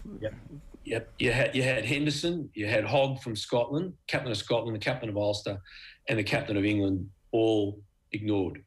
So they got a pretty clear message via Conor Murray's captaincy as well. You're going to have to work, mate. Otherwise, you're not going to make the team. Yeah. So it was very, very interesting. But I did think Henderson was a shout as well. Is Owen Farrell going to play at 10? Do you think? Does he have time to take Bigger's position? Well, obviously they've got question marks on that. 12 months ago, Owen Farrell was absolutely locked on into that team at 10 or 12. That is not the case now. His and Mario Toje's loyalty to Saracens has really cost them. Now, we saw that in the Six Nations. Farrell had his worst series of tests I've ever seen him play. I'm a great admirer of Owen Farrell. I'm not a detractor. I'm an admirer. He's tough, he's hard, he's skillful, but he has not been playing well, and the time spent in the championship in English second division has not been good to any of those Saracens players. They are all behind, and Gatlin sees that. So the Farrell really needs these warm-up games to go ahead. If the warm-up games don't go ahead, he won't make the test side. Yeah, I mean, look, it'd be very interesting to see what the test side would be if there are no warm-up games and we go straight to 3 tests. Like the team that started at the weekend, that's the team that has. They all have the jersey at the moment, you know, and all those late arrivals have been kind of tricky enough to get them into the team. So, look, plenty for us to think about. Matt, great to have you with us. Pleasure, guys. Nice to talk to you. It's Matt Williams there giving us some thoughts this morning on the Lions of the weekend. What do you think, Eoin? It's like, as I say, it's going to be a fascinating couple of weeks that you could have two teams going into this relatively cold, especially on the South Africa front. I mean, those tests against Georgia may have even been viewed as not adequate preparation, given they've been off for 18 months or thereabouts. So, yeah, maybe they come in undercooked, maybe they come in nicely rested. I mean, obviously a fair few of them are playing in Europe as well, so they'll be fine as individuals. It's just the cohesion in that team that they may be missing. But I'm sure after about 20 minutes of the first test, you'll be like, why were we worried about these Springboks not posing a test again? Mario Rosenstock did a piece with John Duggan on 2 Sundays ago, I think, at this stage, where he was talking about having fallen out of love a lot with the Premier League, but that for whatever reason it is, the theatre that the Lions produces is something that he finds always sucks him in. And I have to say I was exactly the same. Like, there's been a couple of Lions tours in the past where I'm like, does this make any sense? It's completely anachronistic. And then as the test gets closer and closer, and there's definitely going to be some Irish players on the team, you're like, oh, I'm stuck back in. And then when Conor Murray was named captain at the weekend, you were like, an Irish captain, we're going to South Africa again. Watching that second test from 2009, like, I mean, I'm desperate for the Lions to beat South Africa. Let me just put it like that. Yeah, it is obviously a terrible shame that it's going to happen in the circumstances that it is, that you're not going to be able to have that sweet satisfaction if the Lions do end up winning it, because it'll just be in an empty stadium. Like I guess, but the one thing I was looking forward to at the weekend was maybe another Irish person being called up, and then maybe all of them could have started, and then they would officially have to be renamed the Irish and a few British Lions. I mean, we'll have to wait for another that time. day's coming. 8:54 this morning, OTB AM, brought to you by Gillette. Good morning. Start with Gillette, put your best face forward with their new and improved razors. Let's move on and talk about the Women's League Final at the weekend. Aisling O'Reilly is with us. Dublin beat Cork 215 to 113. Meath beat Kerry 216 to 19. Laois beat Kildare by a point, 210 to 36. And Louth beat Leitrim in the Division 4 final. I want to start with the Dublin-Cork game, Ash. This is one of those rivalries where these two teams know each other really well, and in some circles it felt like Cork were coming right back to the level where Cork were the preeminent and dominant team in women's football for decades. So we finally have a proper rivalry on our hands here. Yeah, absolutely. I thought this might have been the game that they might have got over the line. I know Eoin asked a question on Friday that how important is it for Cork to finally beat the Dubs. I thought this might have been the game, but no, it was 5 points in the end. But it was Cork who started fast off the mark. They missed a goal chance within the first minute from Bríd O'Sullivan, and that could have changed things altogether. But then the likes of Sinead Ahern, she just settled the Dubs in with a few frees. And it was then midfielder Jennifer Dunn for Dublin, who actually, she made a brilliant run through the middle, passed it off to Sinead Ahern. That was the first point from play. And that was a good 10 minutes in. So Cork were looking good, though. There was brilliant play from Bríd O'Sullivan again. She looked up, she found Orla Finn inside, made a smart pass to Libby Coppinger, and then they palmed it into the net. And that was Cork then on top. They were 1 point ahead at this point. And I said to myself, exactly, this is competitive. This could be the day that they do it. Siobhan O'Leary up front for Cork, she's been brilliant. She sort of just burst onto the scene this year. She hit a brilliant point. She was out along the sideline. She actually went out to play herself. She kept the ball in with her hand, she just bounced it back in, sort of went by the Dublin defender and just took off with her pace up the wing and just put it over the bar. And that was a really big moment for Cork, because I thought, okay, they're on top here. But then the likes of Niamh Heatherton, I spoke about her on Friday as well. She was banging on the door to get her place there, and she got her place starting there at the weekend. She won a long ball inside. She just turned her player, looked up for any options, said no, just one thing on her mind, and she went straight for goal. And that sort of changed the game a little bit. She put it in the back of the net. Hannah Tyrrell was just running right as well, just popping over points. So half time, it was 110 to 1-6. So Cork were still very much in contention. I spoke about Bríd. She had a brilliant game. She really did. But then, as I spoke about last week as well, it was the bench. Just, you seen Carla Rowe coming off the bench for Dublin in the second half. I know if I was on the opposition team, if you see anyone like Carla Rowe coming on, you're not going to be too happy. She created a score, I think, within seconds of being on. She laid it off to Lindsay Davey. She put it over the bar. Then we see Niamh McAvoy warming up. She came on 20 minutes to go. And this is where the Dubs came into their own, and they, sort of started to take off. But in saying that, now we did have Emer Scally. She's an experienced player for Cork. She didn't play last year, and I was looking out for her the last few years, but she hadn't played. But she came on with 20 minutes to go, won a free straight away, scored a super point. She actually got a goal, but it was disallowed. It was actually a short kick out, but I don't think it was past the 20-metre line, so it didn't count. So they did have those moments to put the game away as well. They had their chances, but I think in the end it was just the Cork wides that kill them. They do so well to get up the pitch. They've great support play, but just can't always finish. They're just not clinical enough. And yeah, in the end it was just a high ball into Niamh McAvoy. She clean caught it. It was actually brilliant. It was sort of like the AFLW skill it was put to use there. And it was Carla Rowe who came in and does what Carla does, and she put it low and hard into the bottom left-hand corner. That made it 215 to 110, and yeah, that ended the game, really. That was ball game at that stage. I did feel when Dublin scored their first goal that a little bit more cynicism from Cork, like a drag down at that point when there's a player going straight through. Is that something that they're going to have to work on? Because you're going to have to give Dublin their fill of everything that you possibly can, both inside and outside the rulebook, because this is a team that has been absolutely dominant in recent years, and you're not going to do it unless you're absolutely at the very edge of what's legal.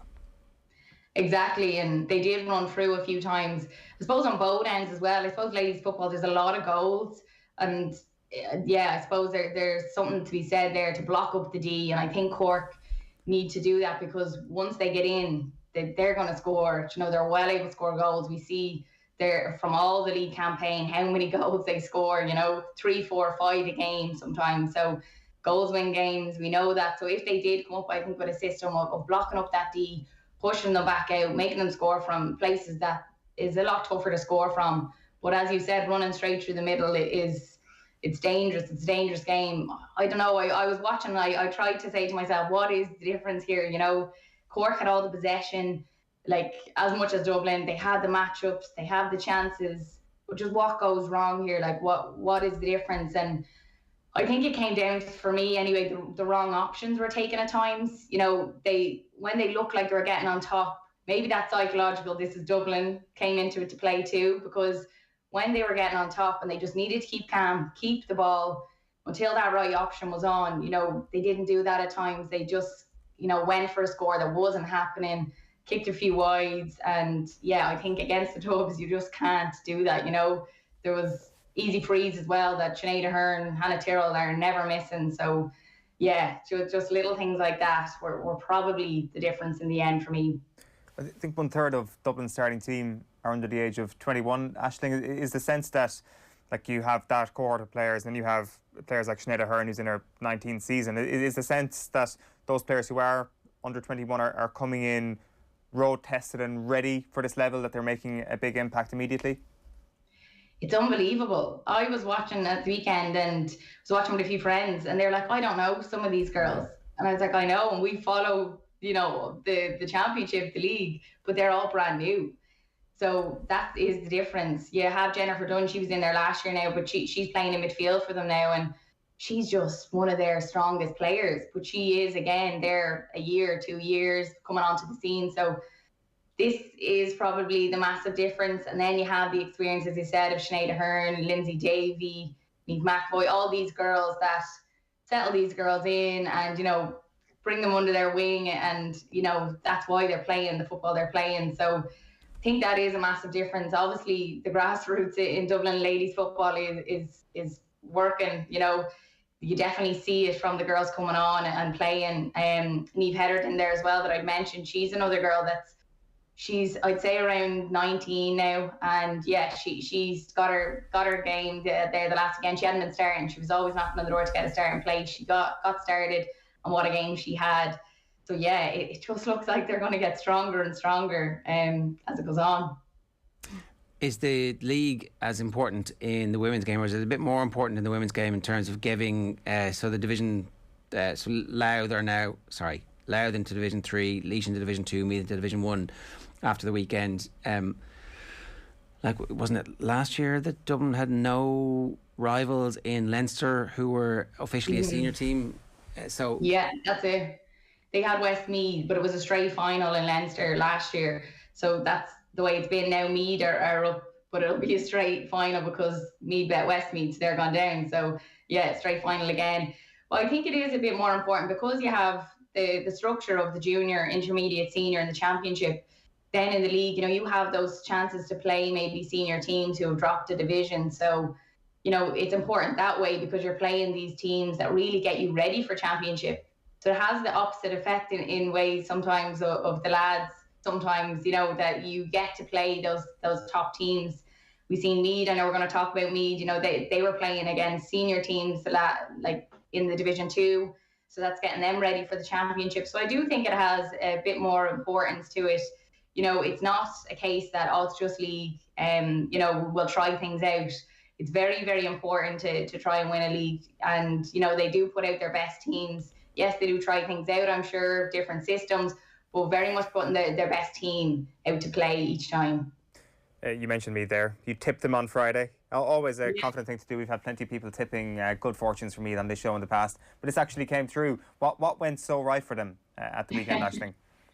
Yes, I said it on Friday. This is the rise of Meath ladies. You know, I tipped them to win on the show, and I did say that they might win by a point or two. That it was going to be tough, but geez, I never thought they'd win by this margin. It was 216 to 19 in the end. You know, it was Meath that started the strongest. They were 4 points up with no reply within the first few minutes. Kerry did lose their centre forward, Emma Deneen, to a sin bin on 12 minutes. But even saying that, Louise Niemeyer-Herthig, you know, she knocked over 3 unanswered points at that point. So they did look like they were in contention, even though, say, they were a player down. But yeah, Orla Lally, she scored the first goal for me. She just passed it across the goal to Emma Duggan. Oh, sorry, Emma Duggan scored it. Orla Lally passed it in, yes. And yeah, it was just 1-9 to 5 points to Meath at half time. Just brilliant. I think Emma Troy was probably the talking point of the game. Emma Troy is a cornerback for Meath, and you don't normally get talking about cornerbacks too often, but she's just such an exciting player to watch. You know, I played with Emma, and she just like a ball of energy. She just leaves the corner forward for dead, like goes straight for goal. And normally, if you're a corner forward, you normally dictate the play in a way, you know, where your marker's going to be following you or whatever it is. But Emma is just, she's both feet, you know, she breaks up the line. She scored a point actually in the first half yesterday or on Saturday, where she sold it on her right and then she put it over on her left, and she's just really an important player for me. She picked up woman of the match in the end. There was 11 different scorers for me on the day. You know, we've seen Stacey Grimes, she got a tally of 1-5. But yeah, I do have to mention Louise Nimmer-Herthig for Kerry. You know, she was massively impressive. She got some great scores. She really kept them in it. Substitute as well, Rachel Dwyer, she did rattle the net for Kingdom as well. So she kept them thereabouts. But yeah, it's the rise of me, ladies. You know, I put up a tweet actually at the weekend. You know, they were All-Ireland finalists in 2018, 2019. Division 3 league winners 2019, All-Ireland winners 2020, and Division 2 league winners now in 2021. So they're senior and now Division 1. So it's massive. Big win for them, all right. And I'm glad that we could continue the long tradition of whatever it is that we do about me on this show. I thought you'd like that, Ger. Yeah, exactly. Come here, you were at the Dublin Down game as well. Sorry, the Donegal Down game. What was the movement like of Michael Murphy when, because the camera at full time was watching him on the pitch and he seemed okay. I don't know, was there any word afterwards?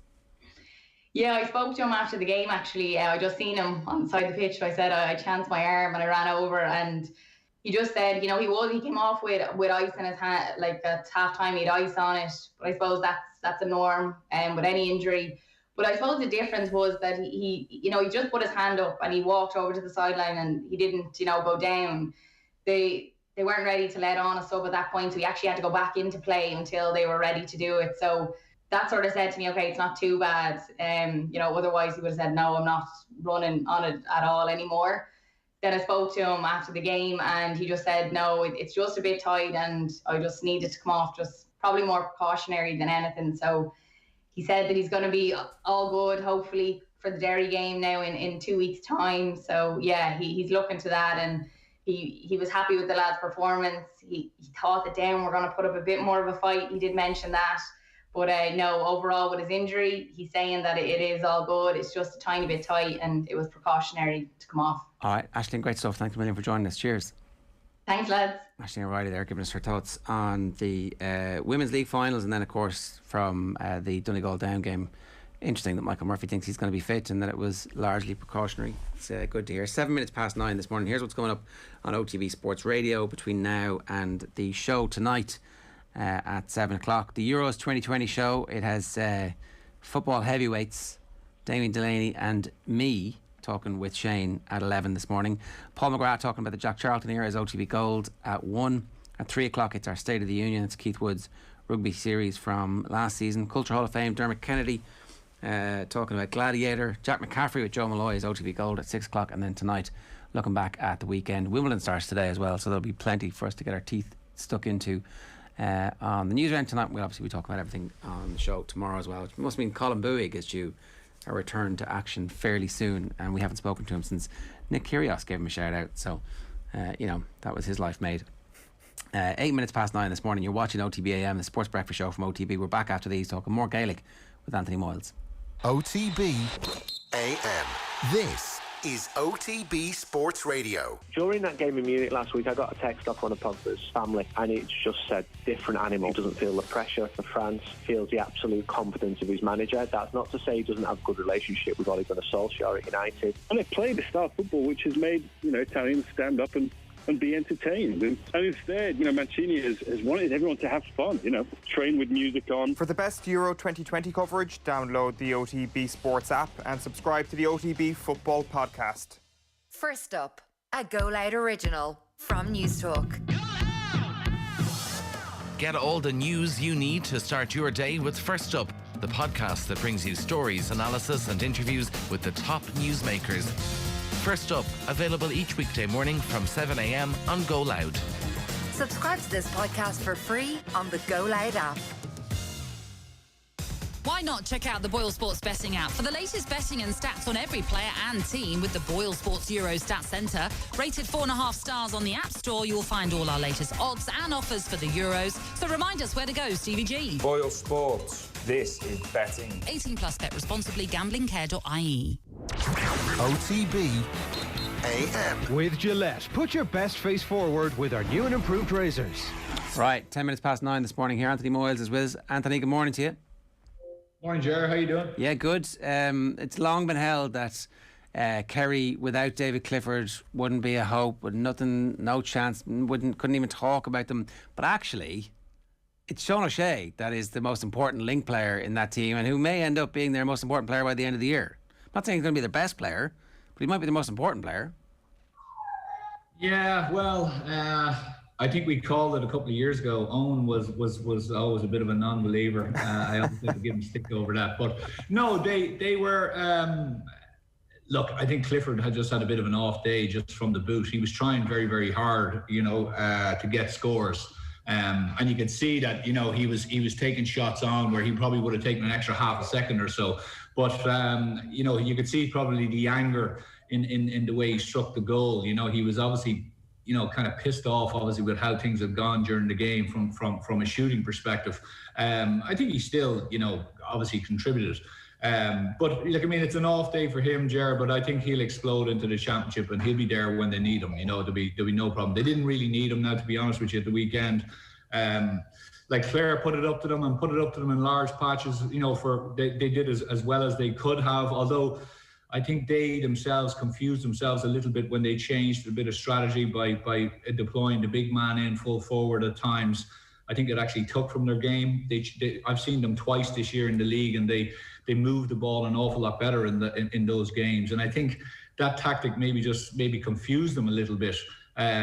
So I think they'll be a bit disappointed that they didn't put it up to Kerry a little bit more. But there was no doubt about it. They're even with Clifford having a bit of an off day, they still had plenty of potency up front. A 17-point win while not playing very well should be a positive. But is the not playing very well thing a cause of concern at all, Anthony? Funny thing is, Eoin, I was more impressed with them. Look, I kind of discounted the fact that I knew they'd open things up from a forwards point of view, because the Clare defence just wouldn't be able to, kind of stand up to them. But I was really, really impressed with how they completely cleaned the Clare kick out. The Clare goalkeeper has a habit of he kicks long and he kicks long out to his left. And he kind of gets under the ball a bit. He puts a fair bit of height on it, and that's why I think the stat was they had maybe 4 fellas out around the middle who were 6'3" plus. So they had a lot of big men out around there to try and obviously catch kickouts. But Kerry, on numerous occasions they put Moran in the centre. And he kind of was able to go left and right on kickouts then and come in late and either break ball or even catch ball. But obviously when the Clare keeper looked out, he saw a big high press. He obviously saw some big man then out around the 50. They put massive pressure on them. And what I really, really liked was something that they weren't really doing in the league. They turned over Clare on numerous occasions where Clare were just a bit ponderous on the ball coming out. So again, I think we focused on this a little bit, in some of our chats earlier on. What they did was they corralled them down the middle. And once they got them into the middle, they pounced on them in the middle. And they when there was a loose hand pass, they were straight away onto the man. There's a great example of it in the second half where from a free, it looked like Clare were kind of, I think Cleary had the free and he just gave a little short pass out. And Gainey left his man when normally he wouldn't have. The ball got transferred back into the middle and 3 of them were just straight on a Clare man. They turned it over and they got a score straight away. Now, it's a small little thing, that you might notice, but it actually shows that they're willing to leave their men and they're able to notice when there's an opportunity to actually double up on a man or even, as I say, crowd a man out. And that's a big thing. And it's something that we discussed before about the defence. And they were also doing that in their defence. I think the defence will be very, very, very positive because I had question marks over the defence, how they were playing in the league. They were leaving a lot of gaps. They were kind of, the responsibility wasn't being shared around. They weren't, going one-on-one. Neither were they zonal. There was a bit of kind of confusion in there, but certainly on Saturday they seemed to really get that correct. What's Paddy Clifford's role? Oh, what's his role? apart from hitting unbelievable 40-yard balls with one step off the outside of his right, like, I mean, that ball was the outside of his left.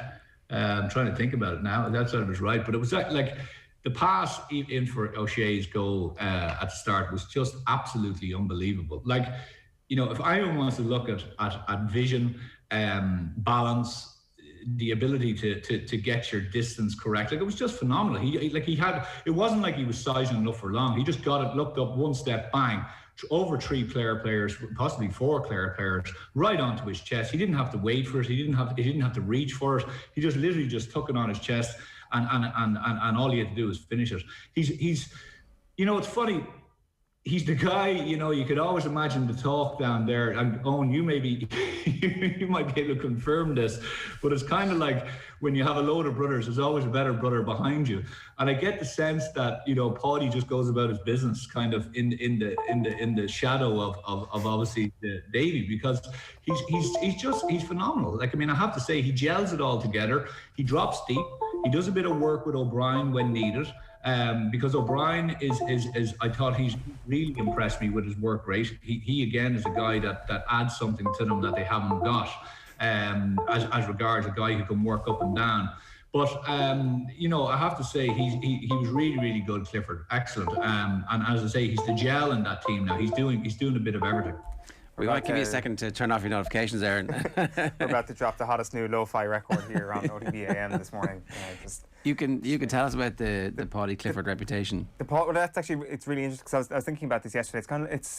So obviously he comes in after the pandemic last year to a good bit of fanfare, because people have seen him play quite a bit at county championship level. Yeah. And the concern you'd always have about somebody making that step up, the concern you would have is people making that step up, that they haven't necessarily come through the traditional system, which is, I guess, in this case for Kerry, winning an All-Ireland minor medal and being a champion at that level, doing strength and conditioning for a couple of years, and then, unless you're Clifford or O'Shea, by the age of 21, 22, you're ready to come on stream. With Paddy Clifford, like, he was a junior All-Ireland winner with Kerry, but he would have been nowhere near as successful as David at underage level, has come through the county championship format and has come through that system almost, through club and then through the amalgamation of clubs.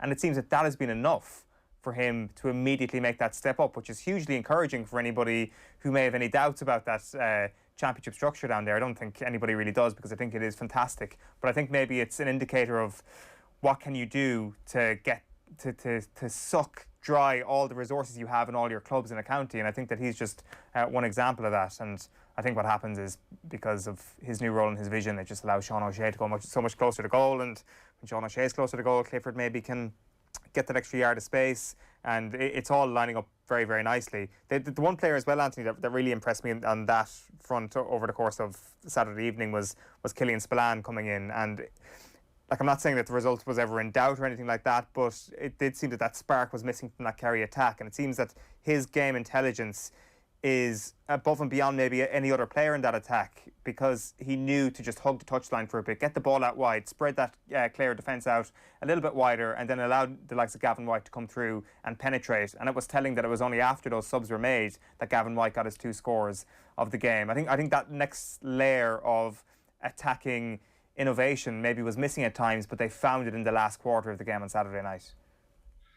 Yeah, well, he's a different type of player, and I think you're right with regard to his intelligence and how he knows how to spread the play and allow runners then come off the shoulder. What was interesting, I think, was like O'Shea and Clifford. They're not exactly the same, but they're not too dissimilar in the sense of, you know, they can win high ball, but a lot of times they want that ball out in front. The quick turns. And you know, they have an ability that they can obviously take on their men, but they're quite central. They know they're strong enough, they know they're big enough, they know they're quick enough, they know they have enough kind of jinkiness just to stay in that central column. Whereas Spillane is more of a player who likes to drift, looks maybe for a cross-field ball, and is nearly already turning as he receives the ball. But he's a guy who can bring in players. And you know, you mentioned Gavin White there. Like, I think this guy is absolutely serious player. Like, he's one of the best players. Like, I mean, I'm so excited to see him over the next number of years. Even just like he's phenomenal. His score that he got, his first score, if you watch it again, like he had 2 or 3 Clare players around him. He knew that if he had soloed with his right foot, he would have. He just did a small little toe tap, came inside, beautiful balance, bounced the ball and just stuck it over with the boot. So he is a guy who, like, I mean, I've watched him up and down, be it defensive role. I think sometimes Kerry in the last few years, they've had good guys who are very, very good from the halfback going forward, but the defensive abilities have been questioned a bit. Whereas he is just, he's an all-rounder. I think he's an absolute all-star just in the making, and a serious player. Like, I thought he was outstanding on Saturday. And when they needed that bit of drive and that bit of, you know, kind of just to tag on a few scores, when Clare got that bit of a purple patch at the start of the second half, he was the man who obviously provided a punch with Spillane. Are you getting carried away yet, Eoin? No, not really. No, I think we've like what have you said? It wasn't a very good performance. Like, what does carried away mean? I think like the consensus is that they're the second best team in the country. Well, carried away means you think they're going to do it. Yeah, I think they absolutely can do it this year, and they're going to do it. I'm optimistic that they are going to do it. Yeah, but I'm biased. Yeah, well, that's the whole point of these early season championship matches. The blood is up. What about so the Mayo hype train? Obviously, Anthony famously always leaves the station, irrespective of whether or not it should. They were pretty good for a team missing Cillian O'Connor, who was supposed to be the thing that, you know, of all the teams and their best players, Mayo could not afford to lose Cillian O'Connor. And I'm not saying that they can't afford to lose him, but there's enough reason for them to be happy about where they are at the moment as well. I think they'd be happy, Ger. Look, it wasn't really a contest, okay? So you have to premise it with that. You know, Sligo, right from the get-go, you could see the gap. But Mayo went at it. You know, we spoke before about, remember the very first Kerry game, I think Galway played Kerry, and we talked about bringing intensity. And you certainly don't go into a Kerry game, be it in league or championship, with a lack of intensity, because they'll just blow the hinges off. And you know, Mayo seemed to me that they came into this game with 100% focus on having a serious start and being as ruthless as possible. They just put Sligo to the sword, and they just continued to drive it into them all the way through the game. You can see it in the goals they got. You can see it in the opportunities that they got. Anytime that a man forward went around a defender, he wasn't thinking, I'm just going to stick this over the bar. He was thinking, okay, goal on here. Who do I need to attack to slip the ball to another man? There was a lot of running. There was a lot of going straight down the gun at Sligo with men off the shoulders, being able to move it left and right. And that shows desire. It's a desire to want to get goals, a desire to want to get scores. And they were very, very impressive. Aidan O'Shea was impressive. You know, I've always, like, I would love Aidan to get man of the matches in those big games, because he needs to bring that prowess, that power, that physicality and that aggression. You know, on those big days, and when I say big days, it's the All-Ireland finals and the All-Ireland semi-finals, and he has done it, but he's been robbed kind of from Peter to pay Paul at times, brought out around the middle, and you know, definitely his game is not suited to the middle anymore. But in there at full forward, he can cause absolute mayhem. And he is so physically strong that once the ball is anywhere around 10 metres from him, he can hold you off as a defender. You know, he can win it high above your head. He can just win it out in front. He can dink little passes. He can pop passes off to runners inside. Or as he showed, he can just turn and bang off his left foot straight over the bar. So like they have an unbelievable foil. And maybe with the O'Connor injury, it's a situation where now the focus becomes on Aidan and how exactly do we get the best from him. And I think they have it. I think they've unearthed now something that they can really build on. And we're back. There he goes. On the Aidan O'Shea thing, Anthony's, like, I mean, maybe we've had this conversation before, but like, what is the key difference, do you think, between Connacht Championship Aidan O'Shea and All-Ireland Final Aidan O'Shea? Because I appreciate there is a time in between that where Aidan O'Shea has also been really good. It just seems to be Dublin. Is it fair to distill it down to that? And what do you think the difference is?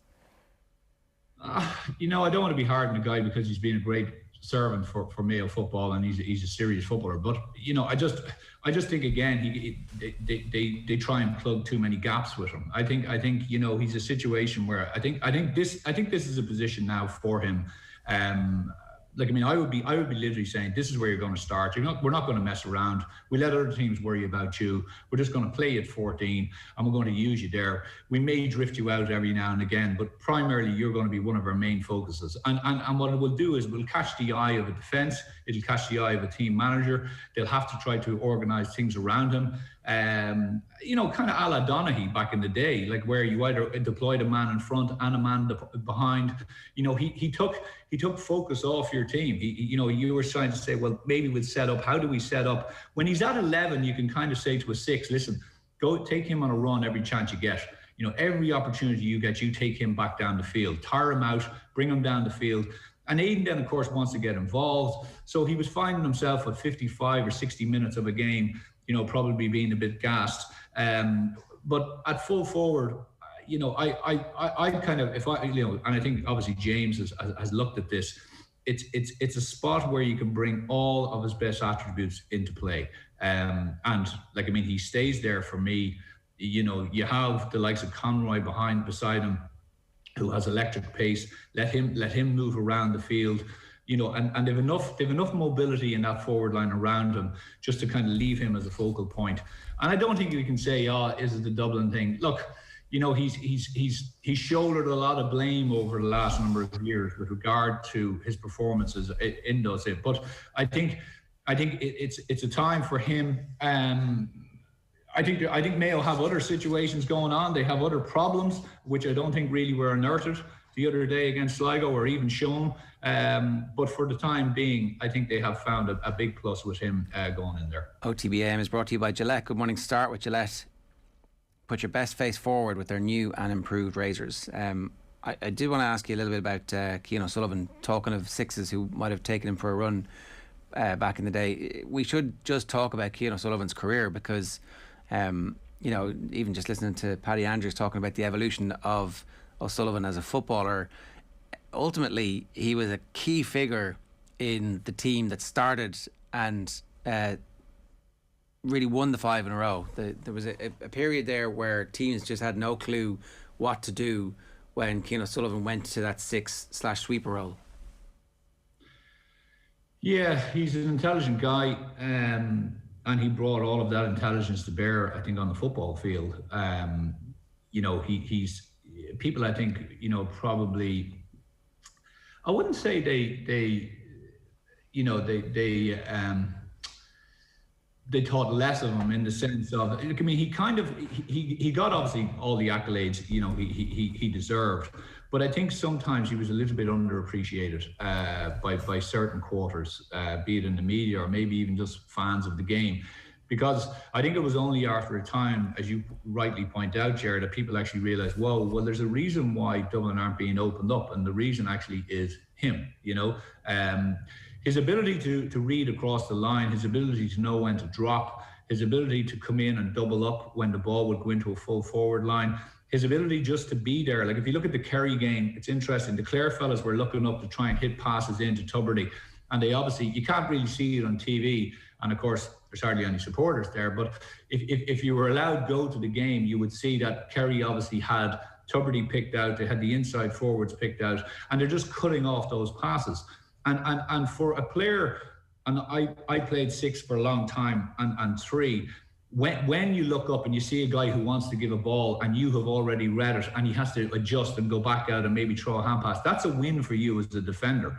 You have to tick that down as a win. You don't get too many of them sometimes, so you have to take whatever scraps you can. But O'Connor would have had or Cian O'Sullivan would have had that ability to be able to read all of those and be in the right position at the right time. He also was very athletic. He was very well able to move up the field.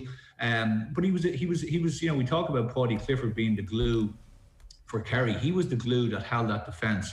A different type of player, not overly aggressive, but at the same time he'd give it to you. You'd know that he was there. If you mess with him, you'd certainly get it back.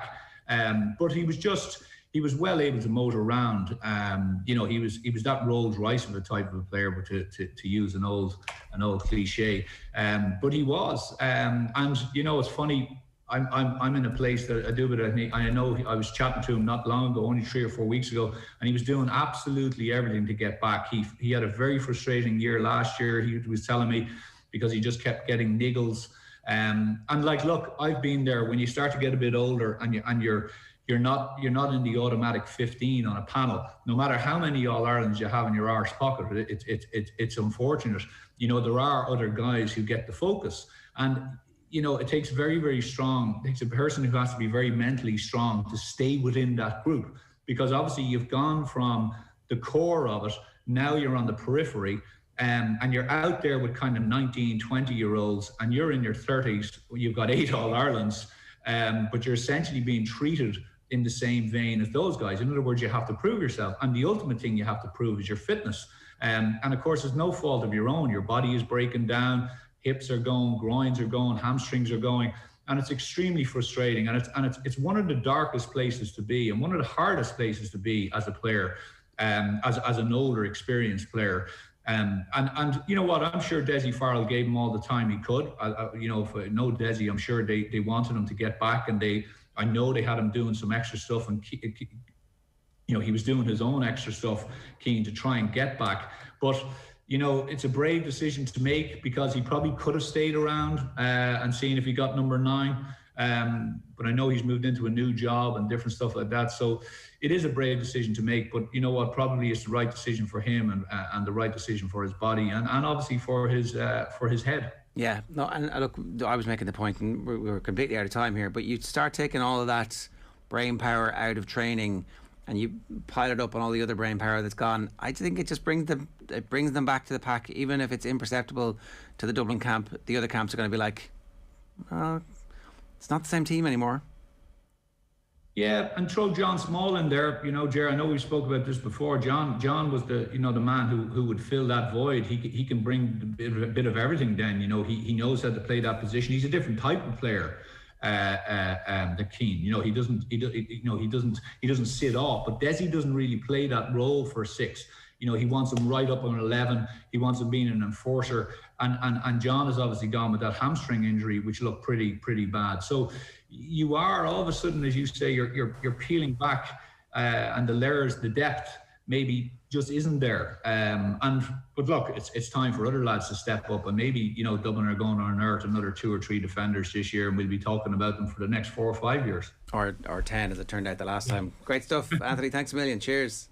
No bother, lads. Cheers. Anthony Moyles giving us some thoughts this Monday morning here. Your thoughts rolling in as well on the YouTube channel, and of course by WhatsApp as well. 0879 180 180 is the number. OTB AM is brought to you by Gillette. Good morning. Start with Gillette. Put your best face forward with their new and improved razors. We've pretty much covered everything, have we?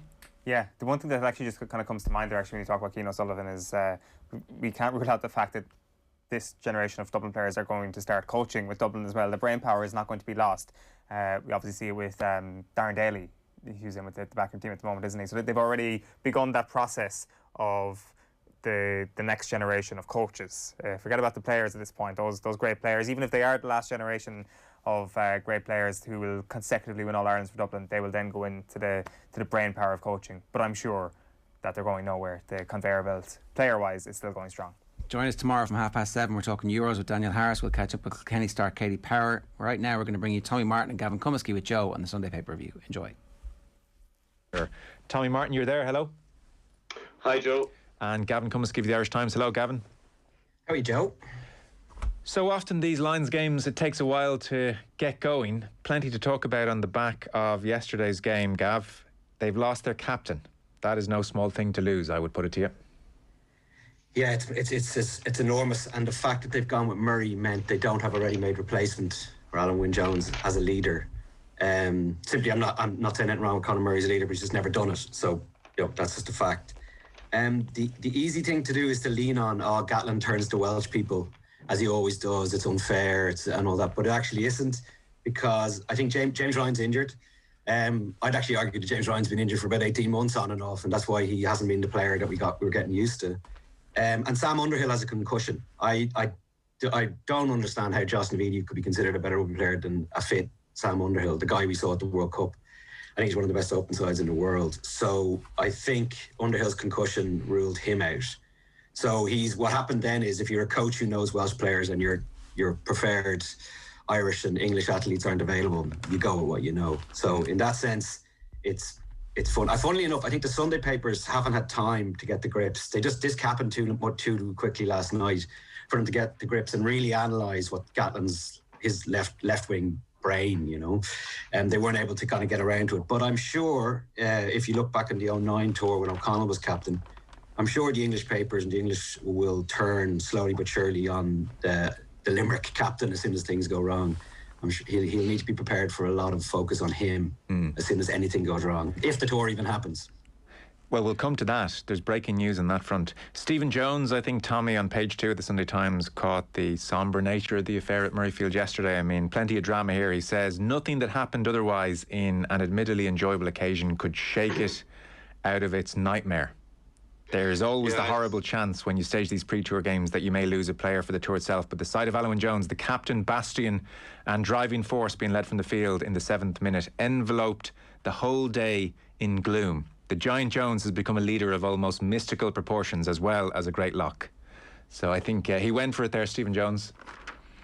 Yeah, I think Stephen Jones is frothing at the mouth at this stage for the Lions. He's at a state of just, he's 4 years of build-up. He's ready to go, ready to rock. But yeah, I mean, the thing about rugby, and you can look at warm-up games in different sports, and they can be half-baked and half-assed. You can't really play rugby to that in that way, to the same degree. So you're going to get, in these type of games, you're going to risk injuries that feel completely that make the game seem even more pointless than they already were, and not just pointless, but incredibly damaging and self-harming. It put me in mind of when David Wallace got injured playing against England before, I think it was the 2011 World Cup. I remember being at the game in the Aviva watching it, and it was that great, pre-World Cup thing, and as always we fancied our chances, and it just permeated the whole thing with this real sense of, well, what is the point of this, and but I think that's the tone of Jones's coverage is like, well, it's pointless match, or maybe it's one of the other papers, but I guess you do have to play matches, and you're never going to go into the first test with, you can't wrap them in cotton wool, and if they're going to go out onto the field, there's going to be the risk of an injury. But I think the captaincy thing is the really interesting thing. I mean, what is it the case? Is because I've seen it's possibly here that they didn't have.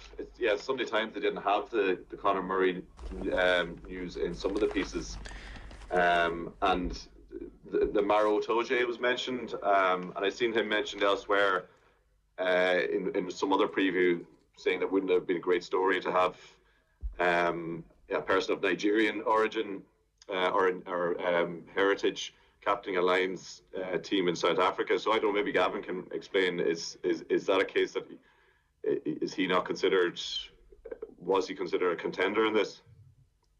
I think Gatland picked Conor Murray because he's going to be playing in the team, and he can't guarantee Farrell or Toje will play in the team. I think that's the captaincy thing. But you hit a good point on the Dave Wallace thing. But funnily enough, I think it'll be easy enough for them to turn the page on Wyn Jones, just like Ireland were able to turn the page really quickly after Wallace, who was probably our greatest ever open side at that time, because Sean O'Brien filled the slot straight away. With Wyn Jones, I personally think a Toje, Laws and Hill would have been the test. I don't think Wyn Jones would have made it to the test series, because I think age was catching up with him. I know he had a great Six Nations and all that, but and a great leader and one of the great second rows of our time. But time was ticking along, as we saw with Paul O'Connell in the 2015 World Cup. It catches you when you need to be at your most fittest. So I think they can turn the page player-wise quite quickly. And he's gone and picked Adam Baird, which he'd be able to come around and go, look at the size of... He's basically replaced Wyn Jones with a guy who's the same size as the Springbok second rows. So there have no doubt where this tour is going. There's going to be another, I'd say, 15 players heading out. And this is when you have no off season, or you have no test match rugby for a year in the South African sense. Yeah, you're going to get. We're watching an epidemic of sports injuries at the moment. Pick the NBA, pick everything. The Euros is the only place that hasn't been devastated by it. And I think if you if you look at it from that sense of it, rugby has just been suffering. And again, I'll bring it back to James Ryan. I think we'd have James Ryan on this tour if he hadn't have been carrying injuries or played too much rugby in the last 3 And has he played too much, Gav? Yeah, because we hear all the time that the Irish players are managed so well, and he's not out there playing against the Dragons away every Friday night. Like we're told that the Irish players do, by comparison with their English counterparts, for instance, have their minutes very well managed. Okay, so I went to, I'd say James Ryan, I've been at every match James Ryan played for Leinster or Ireland in 2017, 18, 19. And he played 80 minutes almost every single time.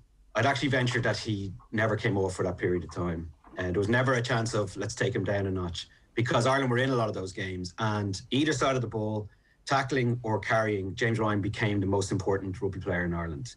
And he was brilliant at it. And he was double figures every time he had a game. You know, he was always 15, 20 carries for real yards, 15, 20 tackles. And he was outstripping the back rowers, and it was like, we've got this great player. And I have to say, it's only in retrospect, we were all worried at the time, 80 minutes, 22 years old. He was broken, you know. There's no other way of explaining why he is not the 2018 version of himself. He's 2 years older now. He should be better. He should be bigger. Are lots of the Irish players not the 2018 version of themselves, though? Could be just form. But he was 21. What was he? 21 years old. You're supposed to be better when you're a world-class player at 21. You're supposed to be a way better version by 24. No, I accept that, but you could apply the same thing to Stockdale. You could apply it to a 25-year-old. You could apply it to a 28-year-old. Like, we don't know if it's injury. I'm not saying you're wrong, by the way. It just could be injury, but equally it could just be form. It could be form. You know, like much of the 2018 team have not hit those heights since. But a form accusation of Ryan, it doesn't make sense to me, because now, granted, people started to figure him out, but that was the other thing. What happened was they're going, look, he's their primary ball carrier, and he's damaging us all the time. So we have to hurt him when he carries the second, third, final. So they're lining up Beards and Alan Wynne-Joneses to smash him. You know what I mean? So that's what happened. That's what I personally think what happened. Yeah. There was a shoulder injury where he came back awfully quickly, right. And look, he's injured again now. You know, so it feeds into the whole thing. It's very hard to go after Gatland. When Gatland, I think you earmarked it on your show like about a year ago that he wasn't over the moon. And Gatland's so open that sometimes you don't see the line. You don't see exactly what he's saying. You know, he basically listed off several Irish players, and then I had to say, "What about Ryan?" And he sort of said, "Oh yeah, Ryan." But it was, in hindsight, very instructive. Just on Murray, and further to your point, Tommy, that the Sunday papers didn't have time to react to the news last night. Stuart Barnes, just by quirk of coincidence, has decided for his piece on the match yesterday to just write a glowing piece about how well Murray played. Now, there's absolutely no mention of Murray being captain, but I guess if there's two aspects to Murray out there, it's how he's going to play, and then secondly, being captain. So according to Stuart Barnes, he was brilliant yesterday. He said, compared to the likes of Gareth Davies and Ali Price, that there is not another player, that neither are remotely in the class of Murray, and that there's not another player as assured of his test place as the Irishman. Yesterday he was sharp from the start, didn't make a mistake for 15 minutes. When he did, it was the charge down. Murray, he says later on, slipped back into the red of the Lions like he'd never been away. He did not box kick often in the first half, but when he did, it was on the money and his chasers were in position to regain possession. He was master of his forwards. They played quick phase ball. He demanded and served a stream of accurate passes. In particular, he threatens the short side. He didn't make another error until he kicked the ball out in the full 55 minutes into the game. And so it was just glowing. For Murray, this was the ideal start. Now, like I said, he doesn't touch on the fact that he's about to be captain. So, I mean, there's two aspects, I suppose, Tommy, to being captain. There is one, being on the pitch, talking to the referee, getting on the referee's good side, all the tricks of the trade that go with that, making decisions over whether or not to kick for the posts or not. And I'm sure there'll be a leadership group helping out with those decisions. But Murray has never even captained Ireland, so this is going to be a steep learning curve. And then secondly, there's being captain of the tour. I presume suddenly you've a bunch of speaking engagements to do and places to go and hands to shake. Maybe that's curtailed with the pandemic, I don't know. But you would think at his age he could handle that latter side reasonably well. It's going to be very interesting. He seemed as surprised as anybody to get the nod. That's the one, the line that jumped out to me, just reading the news piece and the news pieces in the papers, that in an 89 test career, he had never captained Ireland.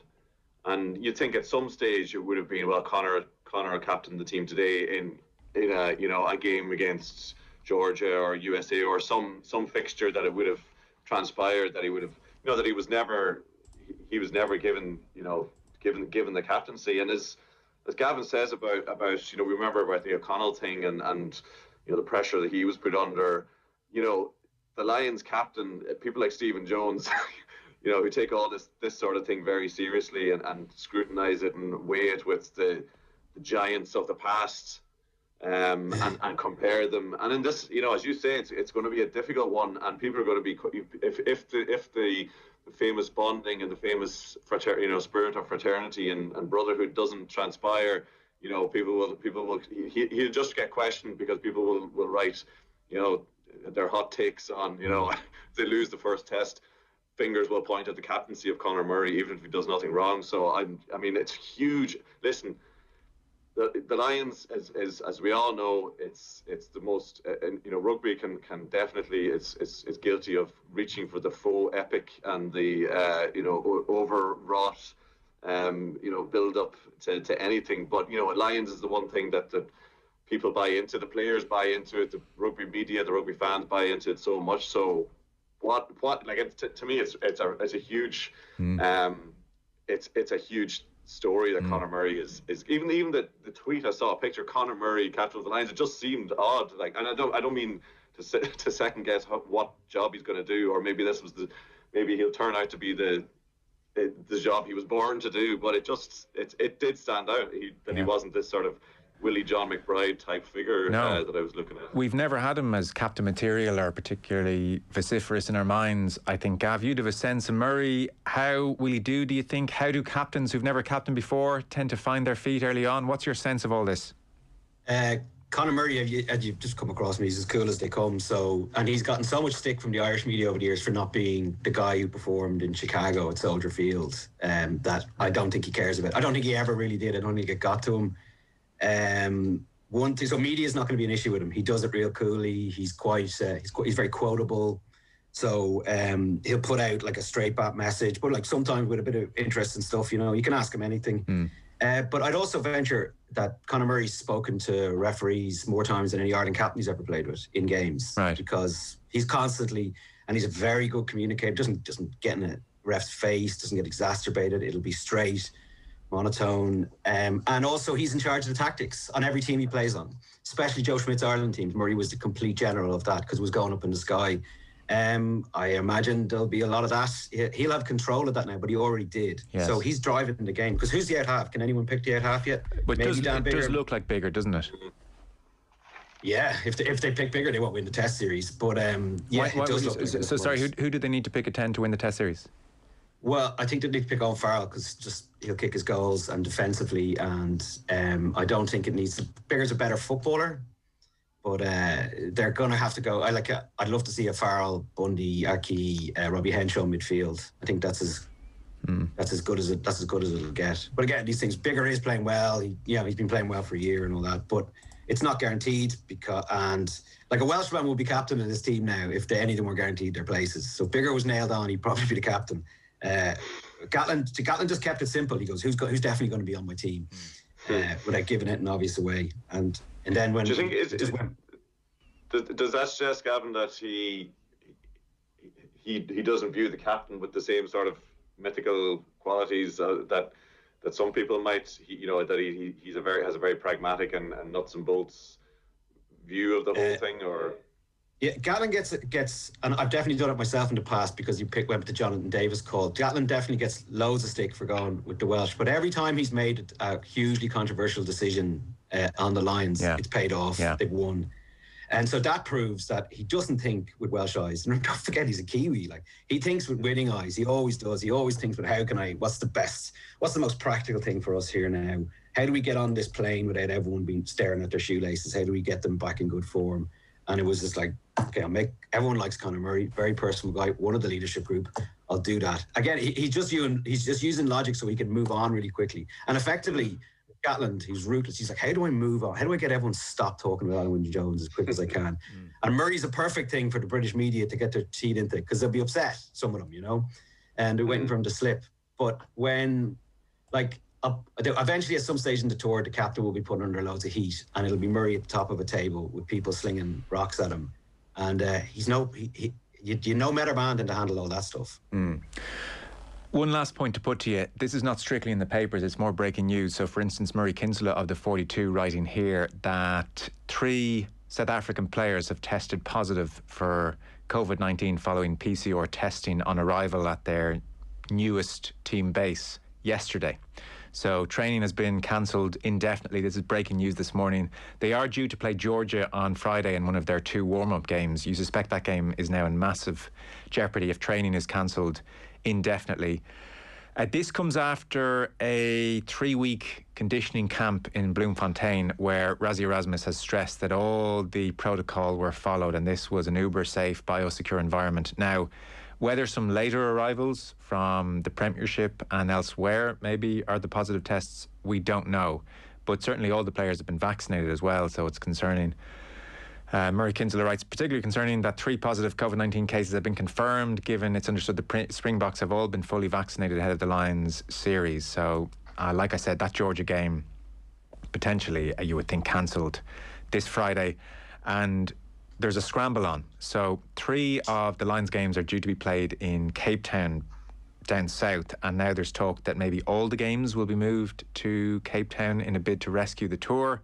There's even a contingency plan being discussed to play only the 3 test games against the Springboks. Let's dump the other 5. And it's understood, writes Murray, that the Lions, who are fully vaccinated, have growing concerns over the viability of the tour.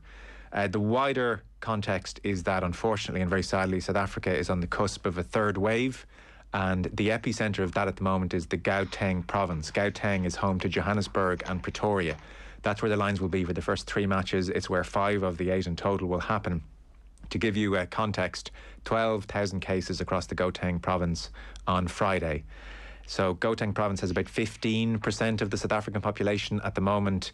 It accounts for about 63% of all cases. So it really is the epicentre. And of course, they're just documented cases. There are reports that this thing is running riot in the township. So the full extent of it is still even more concerning. And vaccinations way behind. I mean, it's just vaccination not happening in South Africa at the moment the way it should. So there's 1, the logistics of the tour, and then there are 2, the optics of the tour. So this thing now is in crisis, I would think, as of this morning, with the South African players testing positive and the Lions flying out to the Gauteng province this evening. We're going to take a very short break for news headlines. I sound like I've done this as some kind of a teaser before I can get to you. It's just the way the clock has gone. But we're going to get to news headlines and then we'll pick up that chat. I'm very curious for both your thoughts on how the next 6-7 weeks go out in South Africa, because from this vantage point, this tour is getting very messy before it's even started. We're back in just one moment with Tommy Martin and Gavin Cummiskey. Very welcome back. So Gavin Cummiskey and Tommy Martin with us reviewing the Sunday papers. Latest in the Ulster Championship, down 8 points. Donegal 116 in Uri. So Donegal, you would think, already home and hosed. Second half just starting. 1 downer for Donegal. Michael Murphy off after half an hour limping. Not terribly, but he was limping nonetheless. Physio strapping an ice pack to his left hamstring. I see Malachy Clerkin tweeting that, so that is a concern. And John Fogarty of the Irish Examiner tweeted, Tommy Martin doing a newspaper review during his county's Ulster preliminary round game. I didn't think Donegal did arrogance. Well, I mean, Tommy Martin, he may lower himself to watch an Ulster final, but nothing before that, Tommy, am I right? Well, the paper review comes first, Joe, at all times. Funny enough, when Gavin was talking about player injuries and the impact of overplaying, Michael Murphy was just hobbling off with his hamstring strapped in ice. So I was going to try and crowbar it in somewhere, but it's probably vaguely related. But Dowd have just scored a goal actually and just had another goal chance, so it's all to play for. Oh sure, what a disgrace. Sure it is. Ulster football relegated to the lunchtime minor slot. Munster hurling bias again by the GAA. And it's a disgrace. I was wondering why you were continually looking over your left shoulder for the last half hour, so I now won't take that personally. So, gents, let's pick things back up before we just put a bow on the Lions chat. We've talked Conor Murray and Eoin Jones, and then the situation on the ground. For people just tuning in, the short version, 3 Springbok players have tested positive in camp after a 3-week camp. We don't know if it's one of the late arrivals or somebody who's been in camp where they've been in a biosecure bubble for the last 3 weeks. That really would be very concerning. So training cancelled indefinitely. They're meant to play Georgia on Friday as part of one of their 2 warm-up games, and the broader situation is maybe even the bigger problem. 12,000 cases in the Gauteng province, which is Johannesburg and Pretoria. First 3 Lions matches are there. Basically in Gauteng, 60 to 65% of all national cases are focused there. It's home to 15% of the population, so it very much is the epicentre. There is a third wave kicking off at the moment. Things are expected to get very serious there over the next while. The optics of the tour may come into question, who knows, but even just getting the tour done. There is talk, Murray Kinsella and the 42 this morning, there is talk of moving all 3 tests to Cape Town away from the Gauteng province to try and get this thing done. There's talk of all of the games going except for the 3 tests, and Murray wrote as well that it's understood that the Lions, who are fully vaccinated, have growing concerns over the viability of their tour. Gavin, this is incredibly serious. I mean, they're just off to not even a standing start here. They're on the back foot here with this tour. Very messy already. But there was never a point when this wasn't going to be the case. I remember ringing Dion O'Quinnigan a year ago, who was the former Ireland rugby captain and a GP in Cape Town, and he was literally, I can't speak because my GP practice is overrun with people, with patients. And there hadn't been enough. There's been never a point where we've seen enough improvements in South African society for it to be not a major concern. And I thought what Craig Ray said on your show when he compared playing rugby in COVID is similar to playing rugby in apartheid or sport, that when a rugby journalist whose livelihood depends on the games going ahead says something like that, you know we're in major trouble. Every time this kind of stuff happens in the last year and a half, and you try not to be too overly critical of people trying to cope with COVID schedules, but it just feels like the scene in Jaws where Mayor Vaughan, Chief Brody and Hooper are trying, one of them's trying to close the beaches and the other one's explaining how summer dollars are the most important thing. And that's what we're at again here. That's what we're looking at. Summer dollars are going to win out. The tour's going to go ahead. I hope no one dies as a direct result of the rugby. But we're never going to, it's going to be tarnished forever because they're literally going into the epicenter of COVID in South Africa as their base.